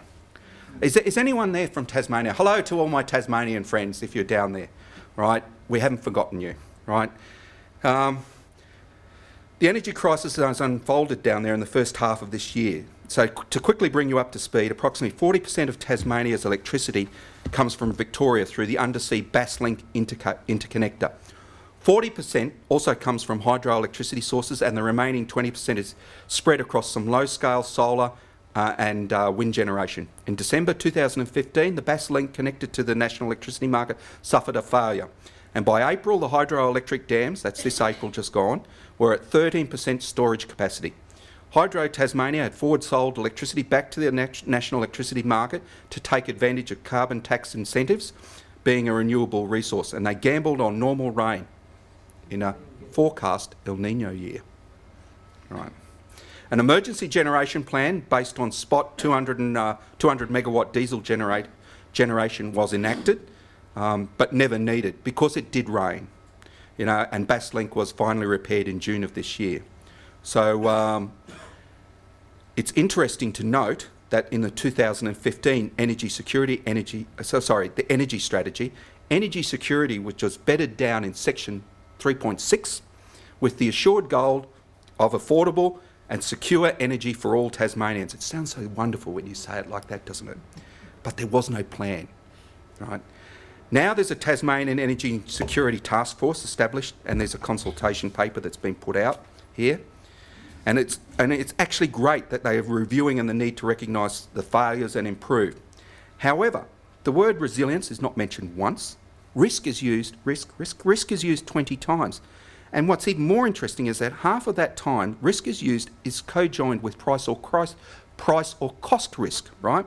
So it's a firm indication of how this review on energy security actually looks at risk. The paper is structured on generation sources.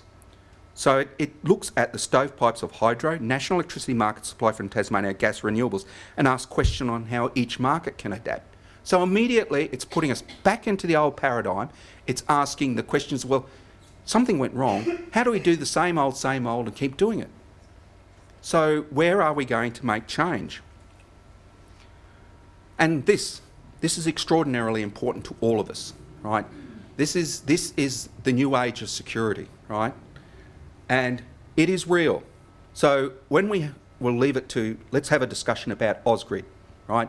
Because there needs to be a mature, sensible discussion about why Ausgrid's sale never went through, right? Instead of some of the silly discussions that are going on at the moment.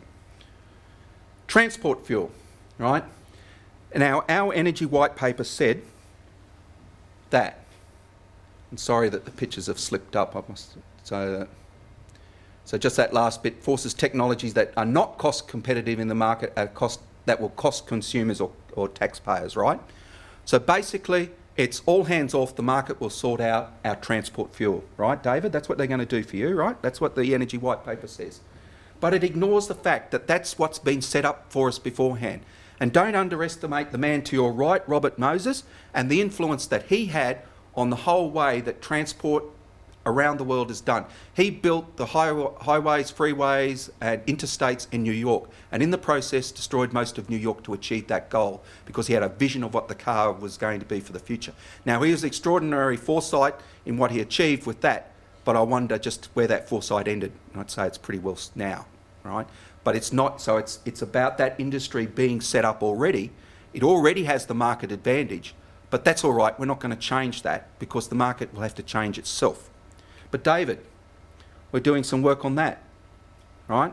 About the change. So the work that David's done on looking at new transport strategies, it has a home in an energy transition strategy that looks at that. So it's all part of a broader picture, not just a singular stovepiped thing. And it's all about future-proofing our cities, right? So the wonderful city of Brisbane. I was born in Ipswich, so I do know a lot about this place.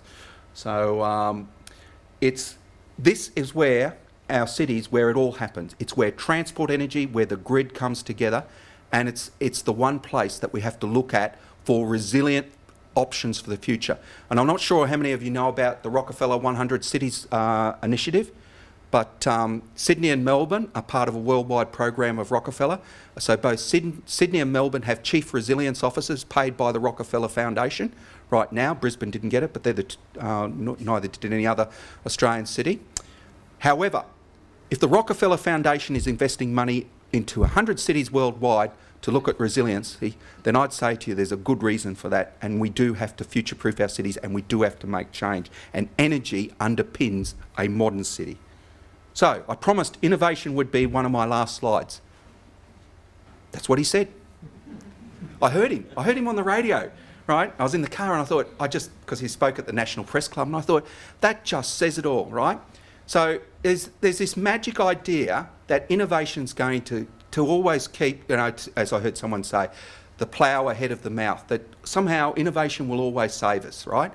Innovation will not mean anything if it's not part of a coherent strategy that actually puts it together and we can actually frame it so that we can actually adapt to climate change, right? So on that note, that's me, all right? So it's about building an energy security narrative. It's about changing the way we look at things. The market is not a plan, right? It's just one of the levers that we pull. And the answers are not in the past, are not necessarily in the past. We have to look at how we're going to actually face the biggest threat for humanity ever. And I'd say to you, a plan for a resilient future, when you look at an energy transition strategy, there's some ideas for you. It's not about building X, Y and Z in a certain plate or in a certain electorate. Thank you. You got another one? Yeah, there you go. Oh, thank you, Neil. That was excellent. I think I have a little bit of hope. Oh, okay. Particularly as I picked up on a feed yesterday where the ANU is doing some remarkable work on biofuel from eucalyptus leaves, if anyone's seen that. And it picks up on some of the work that Richard Branson is funding in terms of his aviation fleet, in terms of how we can have biofuels to power aircraft. Because as Ian Lowe once famously said, we've got to keep all of the fossil fuel oils for aeroplanes because there's nothing else that you can feed into an aeroplane jet engine. So stop driving cars with petrol and use it for aviation. So a couple of questions for Neil, and then we'll open the panel discussion. Any come through from the webinar? People specifically for Neil? Okay, we'll take yours again, up the top there. Neil, Yep. are you aware of Jeffrey Wright's presentation of why cities grow people or companies that people die and cities No, I'm not. and life gets faster? Oh, sorry. Yeah, so they're just asking me to repeat in here. So am I aware of Jeffrey Wright's presentation on cities? Why cities grow, Why cities grow, companies and people die, companies and people die, and life gets faster. and life gets faster. No, I'm not aware of that. So, Now, in that presentation, he has why cities grow is because it's a J curve and progressively faster Yep. J curves of innovation. yep, Until, if you look at the overall graph, it becomes one J curve and we're heading to collapse. yep. So Yep. So, you had that two-dimensional resilient model. yes, yep, Whereas a resilient model is an n-dimensional space where there are tipping points that are much lower than the peaks. yeah. Well, that's what I'm trying to say. Yes, that is what I meant to imply, is that there is that peak, and you drop below that peak, so that it's not living the same life. It's not doing the same thing. So I was trying to communicate that. Yes, All right. It's a Yeah. rather more planar Yeah. than the two-dimensional space that you Yeah. project. Yeah. No, that's true. Yep. Question from someone viewing on the webinar. The greatest impediment to transitioning the power grid is the fact that it has been privatised to corporate owners who want to pursue economic interests only and maximise the return on their past investments. How would you respond to that, Neil? That's public ownership? no, I don't think that's the answer either. Right. I do think there is balance of investment is very good and does drive efficient and effective power grids. So I think ownership, private ownership, is not a bad thing at all. Right. But there's got to be a strategy about how that's done, not an ad hoc, done half in one state, done sort of there, and one state's, Victoria decided to do it under Jeff Kennett in '96. Other states are lagging. That's not. There's no strategy to this. That's the problem, is that it happens on an ad hoc nature, and it's not planned. And do you want me to mention Ausgrid there? Yeah. The point is that selling Ausgrid opens up cyber security. It does, and it's not about China. It's about any country. Is that if you have an interconnected grid in these days, with the cyber effects and the age And if I go back to that San Diego example, a little university in the United States, they were hacked, and their microgrid was hacked through a air conditioner, actually through air conditioner software that was supporting their microgrid. So the way you can be hacked is amazing. That's right. So that's right. So our grid is a national security asset. It is critical infrastructure, right? Question from the floor? Yeah. Thank you. Look, opening up, you said Right. that we've got a national security paper, blah, blah, blah. Yep. And you asked how many people have actually read it. Yep. And frankly, I've never heard of it. Yep. Assuming everyone reads it and, you know, who pushes the button to get that active in the community? How does that get from being a red paper to something that's being acted upon by our government or by, Yep. by our Okay. community? So the question was about our national security assessment, the paper that was done. How do we actually get the community to be actually engaged in that, as opposed to something that nobody reads and it sits on a thing? And I think that's where I started from with this work, right? And if I can just tell that little story, I had a friend who was talking first of all about transport fuel security, which is another issue in itself, right? And he alerted me to this national, I wasn't even aware of it, and the flaws of it. And we then looked at the wider energy security issue and we thought engineers aren't engaged in this. There's no way that engineers who are so implicit in energy and the technological advances, there's no way we can be part of that discussion. So what I'm doing right now is trying to get it out into the community space, that we actually need to talk about it, that we actually need to think about our security. So unless you've got a better idea, we've got to change this, and we do have to get it out of just being something on the shelf in Canberra. I have one idea, and that Yep. is that we need some consumer education at the same time as we're... Yep. Like, it's all very well for us as engineers to innovate and develop Yep. solutions. But if the consumer marketplace is not like thinking along the lines of using what we're developing or perceiving that there's a need for it, then it's never going to get support, it's never going to gain any momentum anywhere. So I think I'm saying the same. It's about getting out and talking, to say the same thing. Get out to the community. What I'm asking is, how do we push that button in the community? How do we get that engagement as engineers? How do we promote that? Thinking about it. Yeah, how do we frame how do we frame that engagement? Well, I think today might be an example of how you can frame it. There's this threat, right? And how do we actually respond to the climate change threat? Here's the way we're going to do it. Here's the way the community's engaged. It's much more than just switching on a light. But the Australian public, they don't want to hear that at the moment. What worries me with saying that to you is the apathy. Right? So how do you change apathy? Anyone got the answer to that question? So sorry. Okay. I'll ask Ian to join us up here, and we'll move into the panel session. We've got a few questions from the webinar viewers, and I'll start putting one of them to both of you. Would you please use the microphones, and when we have questions from the floor here, so that the webinar viewers can hear it, can ask you to repeat the question before you answer it.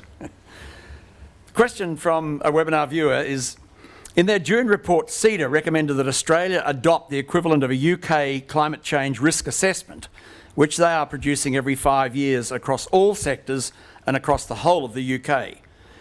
Can Engineers Australia champion this idea for Australia and our near neighbours, I suppose? Microphone. You have to use the microphone. Yeah. So is that on? So that is on, isn't it? Yep. Good. So the question was, how can... No, you don't need to repeat that. Oh, no, I don't have to repeat that. Sorry. I thought you Only said from to the repeat audience. it. Oh, okay. All right. So, look, I've looked at the UK work. I think there's enormous things that are being done across government. One of the great things in the UK is that they actually do take the climate change seriously across politics, right? And they actually then have the departments working with each other.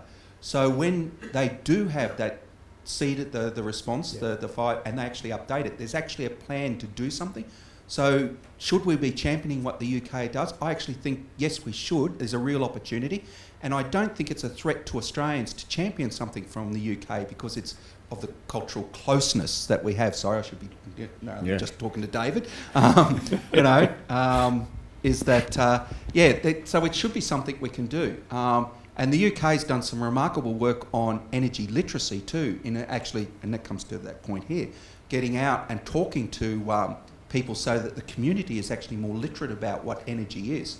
And that's about community engagement. So I think yes is in that. A lot of words around yes. Has Brexit made a big difference over in the UK? And we now have Clexit, of course, climate exit from coming out of the UK. That does worry me, but I'll give you the chance there. I think just coming back to the original point about risk, whether it's the UK system or not. I mean, it's the point I made earlier on. There is a vacuum around risk in the Australian debate, and I think engineers should fill it. Frankly, I mean, if you can get major corporates to start talking in realistic terms about the risk, that would be great too. But it is par excellence an issue for engineers. So yes, I would totally support the idea of EA coming out and adopting a position on this. Just to come back to the UK, of course, there is a downside to the UK, which is that the way their energy system is currently going, they're locking into a massive nuclear development.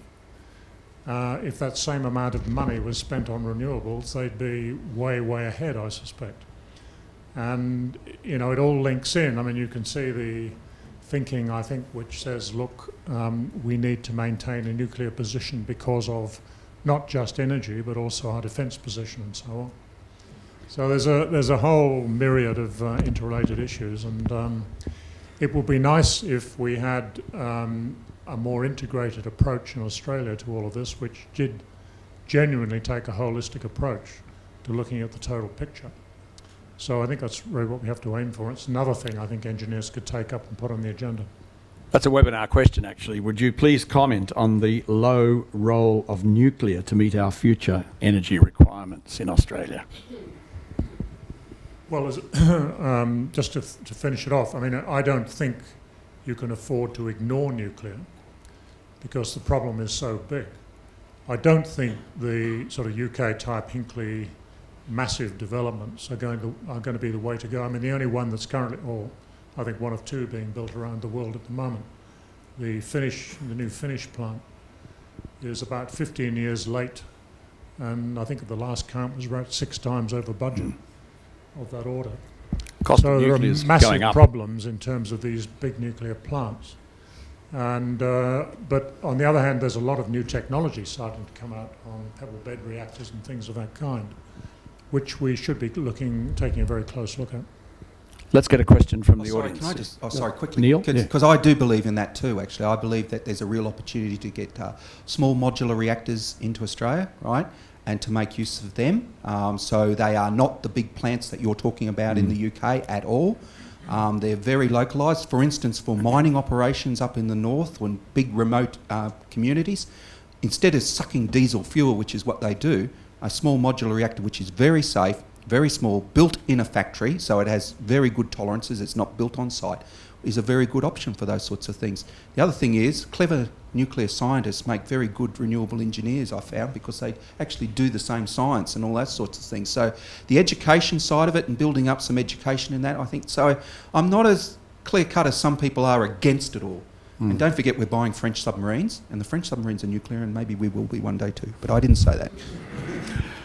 Engineers Australia has I'm not sure if it's actually an approved policy, but one of our aims is to ensure that if nuclear is adopted in this country, we have Australian engineers trained and able to take charge here. I'm going to ask for a question from the floor here. I just want your views on whether existing renewable technology and storage abilities is sufficient if we have no further development. Could we feasibly run our country's energy needs on existing technologies, ignoring nuclear? The question is, can we run our country on existing renewable technology as opposed to new developments? Including storage, yeah. I mean, I think, look, there's a lot of analysis around claiming we can. There's a lot saying we can't. there obviously are questions about how you sort of integrate all of this, and whether you can do it with existing technology or not is probably difficult to say at this point. But the point is we have to go that direction. We have to find the solution. And I think as Stuart White said at the discussions we had in Sydney, I mean, people talk about, exponential increase in the size of the problem. But you've also got to recognise there's exponential increase in the speed of solutions too. So, I think you can see very positive routes through this. The cost, I mean, the changes in technology are moving incredibly fast. I mean, the cost reductions, the efficiency improvements. So, I mean, it's not going to be a static picture at all, but I think we could probably do it if we really put our minds to it right now, frankly. So just to add, what drove my question is I listened to a radio interview recently, and frequently you hear discussion in the media, people that probably don't actually really understand the science saying, well, wind and solar can't provide baseload energy, and everyone talks about batteries. I'm not an energy scientist and sort of believed it, but a scientist talking on Radio National recently said that existing technology in hydro, off-river hydro as a storage, Pumped storage. pump storage is completely feasible. And so from my background, which on the energy side of things is not really any better than the average person, I thought, well, most people don't know that. Most people don't realise that there's, that we don't have to have batteries, that we can, there's an existing technology that operates very well. So I just wanted your thoughts on that and whether that's, So anything, just to say, I've heard Professor Andrew Blakers from ANU talk about that pumped hydro, and look, that just to me seems such an obvious solution that we can make, which is storage, right? Without all the other complexities that you're talking about. But to a point of your question, see, I don't know the answer, right, whether that would be feasible, but the point I would make is nothing is the solution by itself. So I don't want to get, because this is one of the things I find difficult with the energy discussion, particularly when we have this sort of forum, is it's always playing one part of the energy generation mix off against the other. And then I really get annoyed when I see the renewables hack off the nuclear guys, and they each then try and have a fight in the audience where we're all in this together. Now, I don't want that to sound too trite or too, sort of meaningless, but it's true. We actually have to have a good mix that allows us to adapt. So that's my answer to that question. Can I just expand on the comment? Ian, do you want to comment on that? Go ahead. Yeah. Just one. I mean, I think Neil's point is absolutely right. I mean, you've got to have holistic solutions. You've got to look at the total problem and the full range of possible solutions, whereas we still are looking in silos across the board. It goes on year after year, and we've got to stop doing that. As an example, if you look at Europe, the system there is using pumped storage in the Swiss Alps, for example, to compensate when the wind drops or the sun's not shining in other parts of Europe.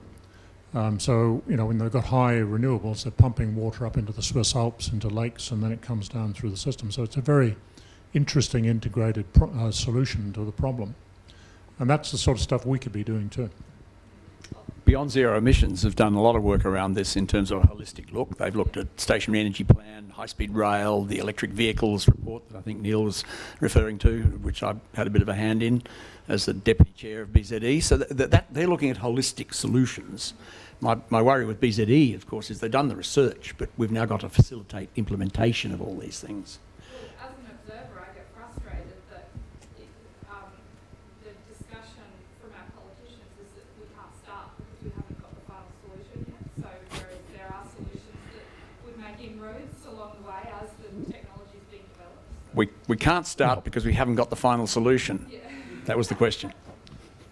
Yeah, that was the question. I think what we're really seeing is the fact that people don't yet accept we have the problem.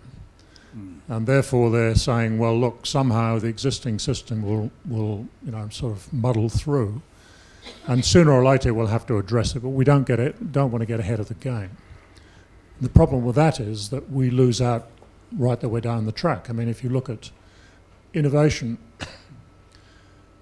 I mean, we've had, if you look around the world, some of the core renewable technology has come from Australia.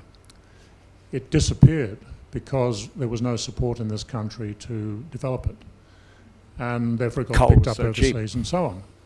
Now, you know, we didn't do it because we had cheap coal, supposedly, and we lost out in a major sense. Now we're about to do the same again in other areas unless we get ahead of the game and start using this stuff and thinking through the solutions to the real problem. Going to go up the back with Cheryl. Yeah. Again.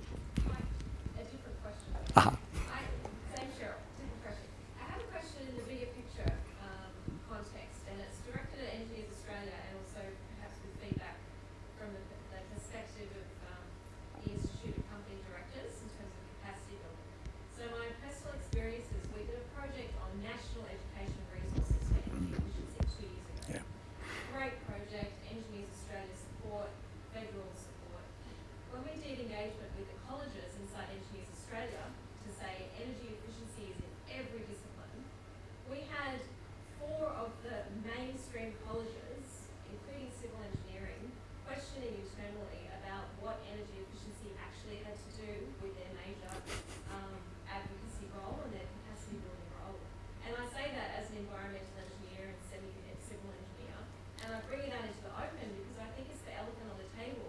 One of the ones we're not talking about is internal capacity building, because our own members inside our institution are still struggling with what energy efficiency and energy actually means for us day to day.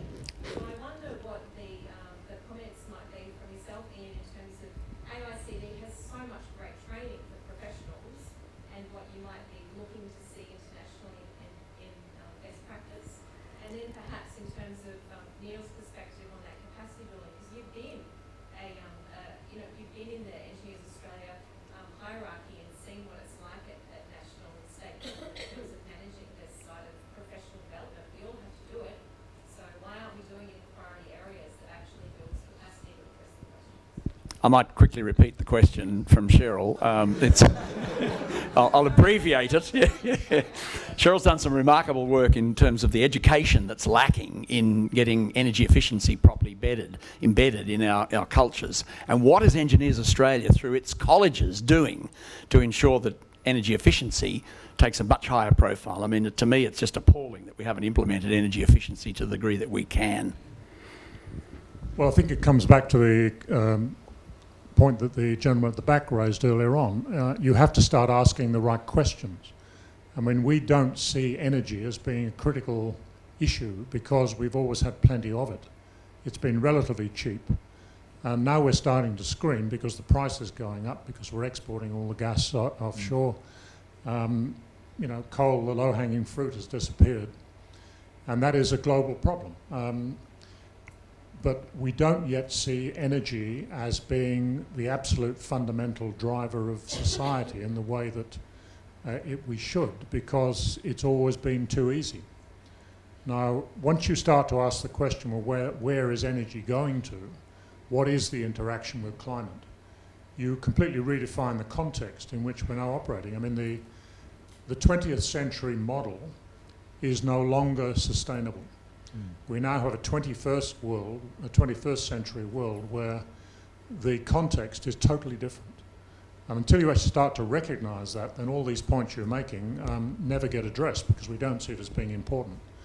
Which is why I think you come back to the fact that the professions, to me, should really be asking these questions and saying, well, what are the priorities now? Because other people are not doing it. And it's very hard for well, I say hard, I mean, we've set up a political system that finds it almost impossible to do it because everything is now so short term, and the same applies to major corporates too. I mean, the way we pay people, the reward structures in the bureaucracy in governments are such that nobody gets rewarded for thinking long term anymore.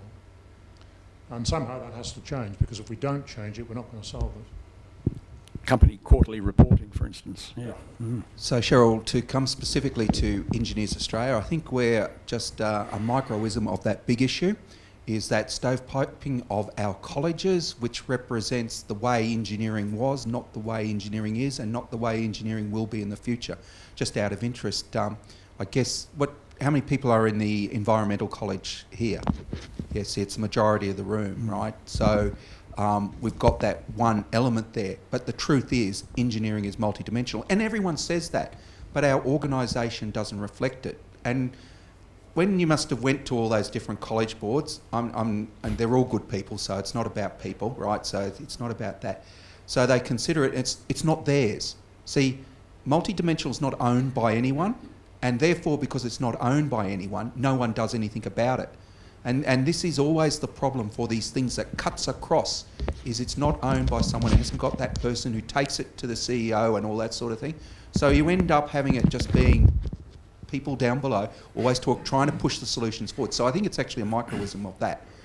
So how do we fix it now? Well, let's leave that for something for afterwards when we have a drink. Some work I did for the Australian government a long time ago was looking at how well understood energy efficiency and climate issues was known, and particularly sustainability agenda out in industry. And the most appalling result came back from the structural engineers of Australia. Sustainability means nothing to us. What we do doesn't interfere with sustainability at all. Actually, the best of the lot were the architectural designers, not the architects themselves, the building designers. One analogy that may be useful is safety. If you look at the way that safety was treated in, say, the mining industry or the oil and gas industry historically, it was handled by relatively low-level management. You had safety officers and what have you. Safety performance in Australia in the mining industry never really got seriously addressed until it got to board level. Yeah. And it became an issue that directors had to front up to and were going to be questioned on at annual general meetings and through regulation and what have you. Then it got attention. And now, energy efficiency I would see as being very much in that sort of ballpark at the moment. It's not seen as a priority issue. It has to become. Quick question from the webinar audience. Globally, which city, country would you example as leading the way along this area of energy efficiency, sustainability, and implementing the changes and that we might learn from? Well, I guess you'd have to look at the Scandinavian countries first up, say Denmark and Norway. Well, not so much Norway, probably Denmark and Sweden actually, but also Holland. Germany in many respects as well. So there's a whole lot of examples around in that space actually. And which of your Rockefeller cities, Neil? I don't know that. No, I don't know the answer to that. But can I just say country? I know this might surprise you, but China. China really will change. The imperative is there. That smog in Beijing, that's killing people, is an imperative to change. And I was there in July, and it was with solar people, so I guess I'm sort of preaching to the converted, and they're talking, but there is a real, the people, and see, it comes to their political system. That the Chinese leadership realise that if the people rebel, they will take them out. They will destroy the leadership. That's the way it works in that sort of political climate. Yeah, but this is more, this is revolution style stuff, right? So if the people are dying and the people become unhappy in China, the Chinese system will fail. They know that. And one of the ways they have to respond is to make their people safe. And one of those is they have to change their energy habits. So there's some, but I'm not saying they're there. That's why I'm not quite sure in answering the question I'm right, but I think they're changing is what I want to say. A few years back, I remember putting into my presentation slides a fantastic image of China. 100 million homes have solar hot water in China. It was the best country leading in reforestation at the time, 6 years ago, so I don't know where they are now. Question from here, and then one more from the webinar, and then we'll get outside for some refreshments.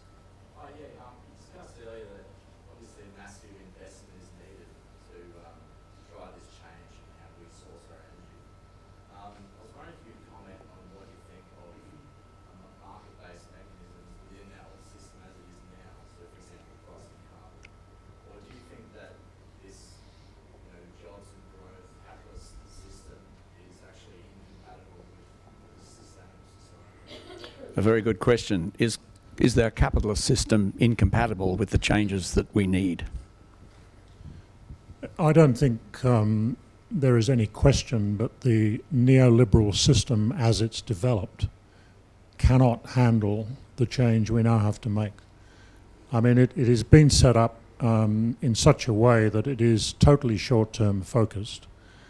The true valuation of things that matter is not included in the economic system. So in other words, we don't include the true costs of using fossil fuel, for example. You've got to move to some sort of carbon pricing mechanism. I think what's going to come out of all of this is actually a rethink of the way the capitalist system actually works. Whether it'll stay capitalist is a moot point. It's going to have to require major degrees of regulation.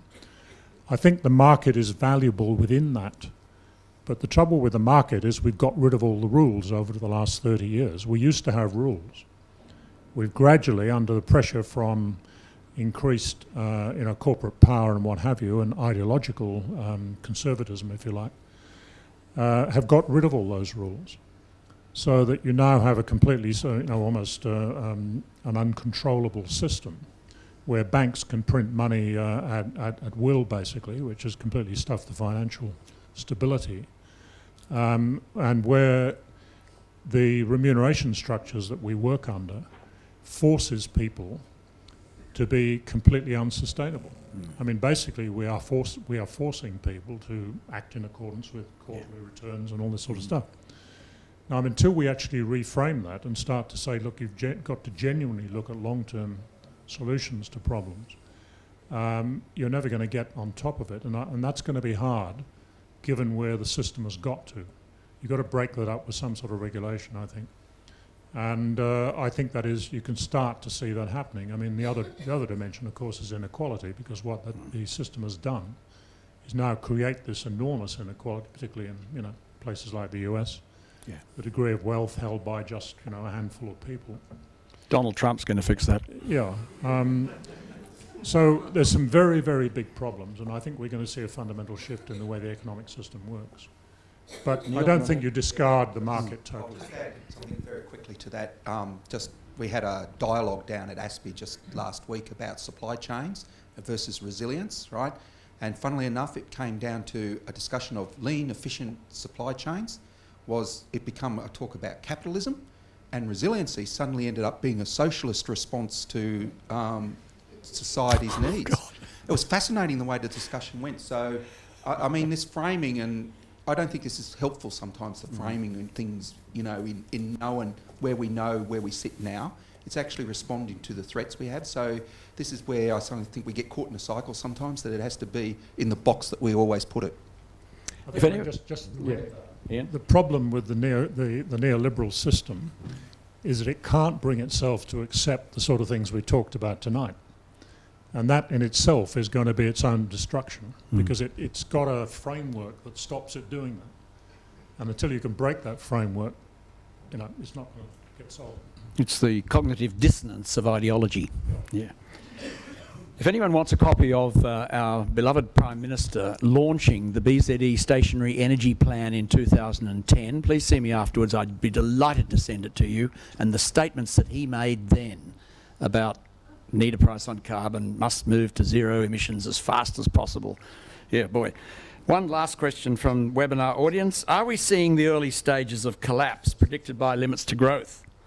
And is it only avoidable by emergency action on climate? Club of Rome, man. Short answer, yes. I think you can now start to see all that framework emerging. My own view is, yes, you are going to have an emergency response because of the sort of things I've gone through this evening. I mean, you have got to move extremely quickly. You're not going to do it by letting incremental change manage it. We'll never get there. We've got to start just redefining the entire framework under which this has to be done. I think we can do that. I think it's not going to be an easy process, but the solutions basically are there. What we now need is an acceptance, asking the right question is what is the problem we actually have to solve. So just thinking about this as a catastrophe and something that would happen like that, I'll go back to Director General Emergency Management Australia talking about how we respond to emergencies, where a catastrophic incident is something that's low risk. Therefore, because it's low risk and low probability, we just don't plan for it, right?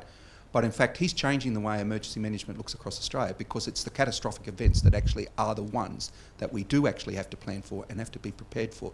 So you actually have to turn your way around from thinking, oh, you just plan to respond to low risk operations and that's how you plan your organisation to respond into catastrophe. That's an enormous change in thinking. That doesn't consider the quantity of the quantity of the damage, though, does it? Yeah. Okay, I think we'll draw it to a close now.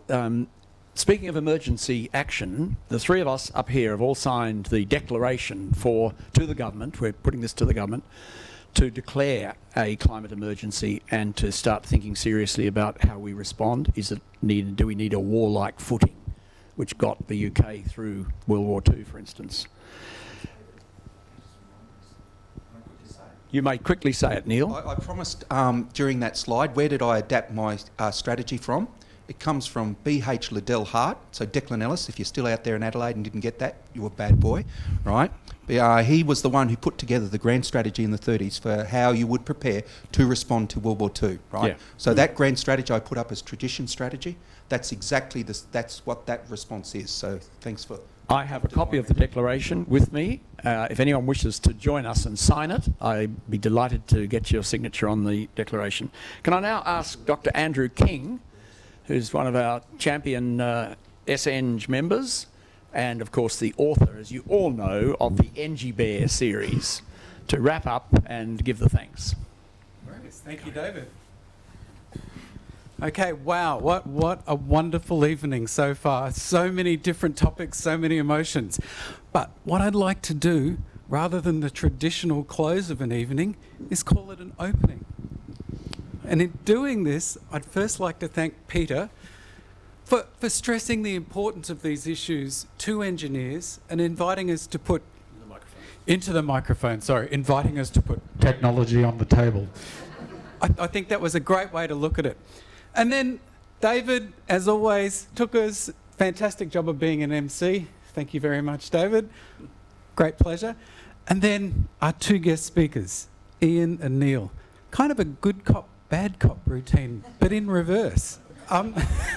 Like, am I allowed to say you scared the shit out of me? Is that... I have heard similar talks lots and lots of times. Every time I hear this talk, I hear something new and I see a different angle, and it scares me more and more. Seeing those graphs of temperature plotting back to Arctic and Antarctic ice sheets just puts it in a perspective. More and more people need to understand that. It's just stunning. And then I think your close, the reminder of the difference between a 4-degree world and a 2-degree world being human civilization, a very sobering thing. As an author, that's what you call the blue point in a book. That's when all hope is lost. And then riding along on his little white horse to bring us hope, Neil. And look, Neil did bring us hope. He mentioned variables, X, Y, and Z, and I was thinking, great, there's some engineering involved. But then we got into the multi-dimensional nature of things. And thank you, the person at the back who keeps asking about framing the question. And I think that was a theme that came through. This is a multi-dimensional thing. But engineers have a role to play in that multi-dimensional thing, which I think is a really good outcome. So I guess, Neil, the other things that you told us about were resilience, and that resilience isn't being tough, but resilience is adapting. And that's something that engineers are really good at. We talked about problem solving, and then we talked about risk and opportunity and not doing things the same way. This is home ground for engineers. We are the people that think of solutions. So I think we're in a good place. Now, what I want to do with this opening is pretty much start to fill this vacuum between politics and science. The way I look at it, as a writer again, is the climate scientists have done their job. In what I might call the book of climate, they've written chapter 1. And as everybody said, climate change is real, people are responsible for it, and we can't carry on as usual. I think the book lays open, and we've heard the forward to chapter 2, and now what we need to do as engineers is take the lead and not be lemmings, and take a leadership role in writing chapter 2. We've all brought stories and questions and ideas, and we've started the research. And thank you to everybody who talked over the internet and people in the audience. As an engineering profession and as an engineering team, I think we need to take this next chapter into the future. So that's the opening and my invitation for you and the profession to be leaders. Thank you.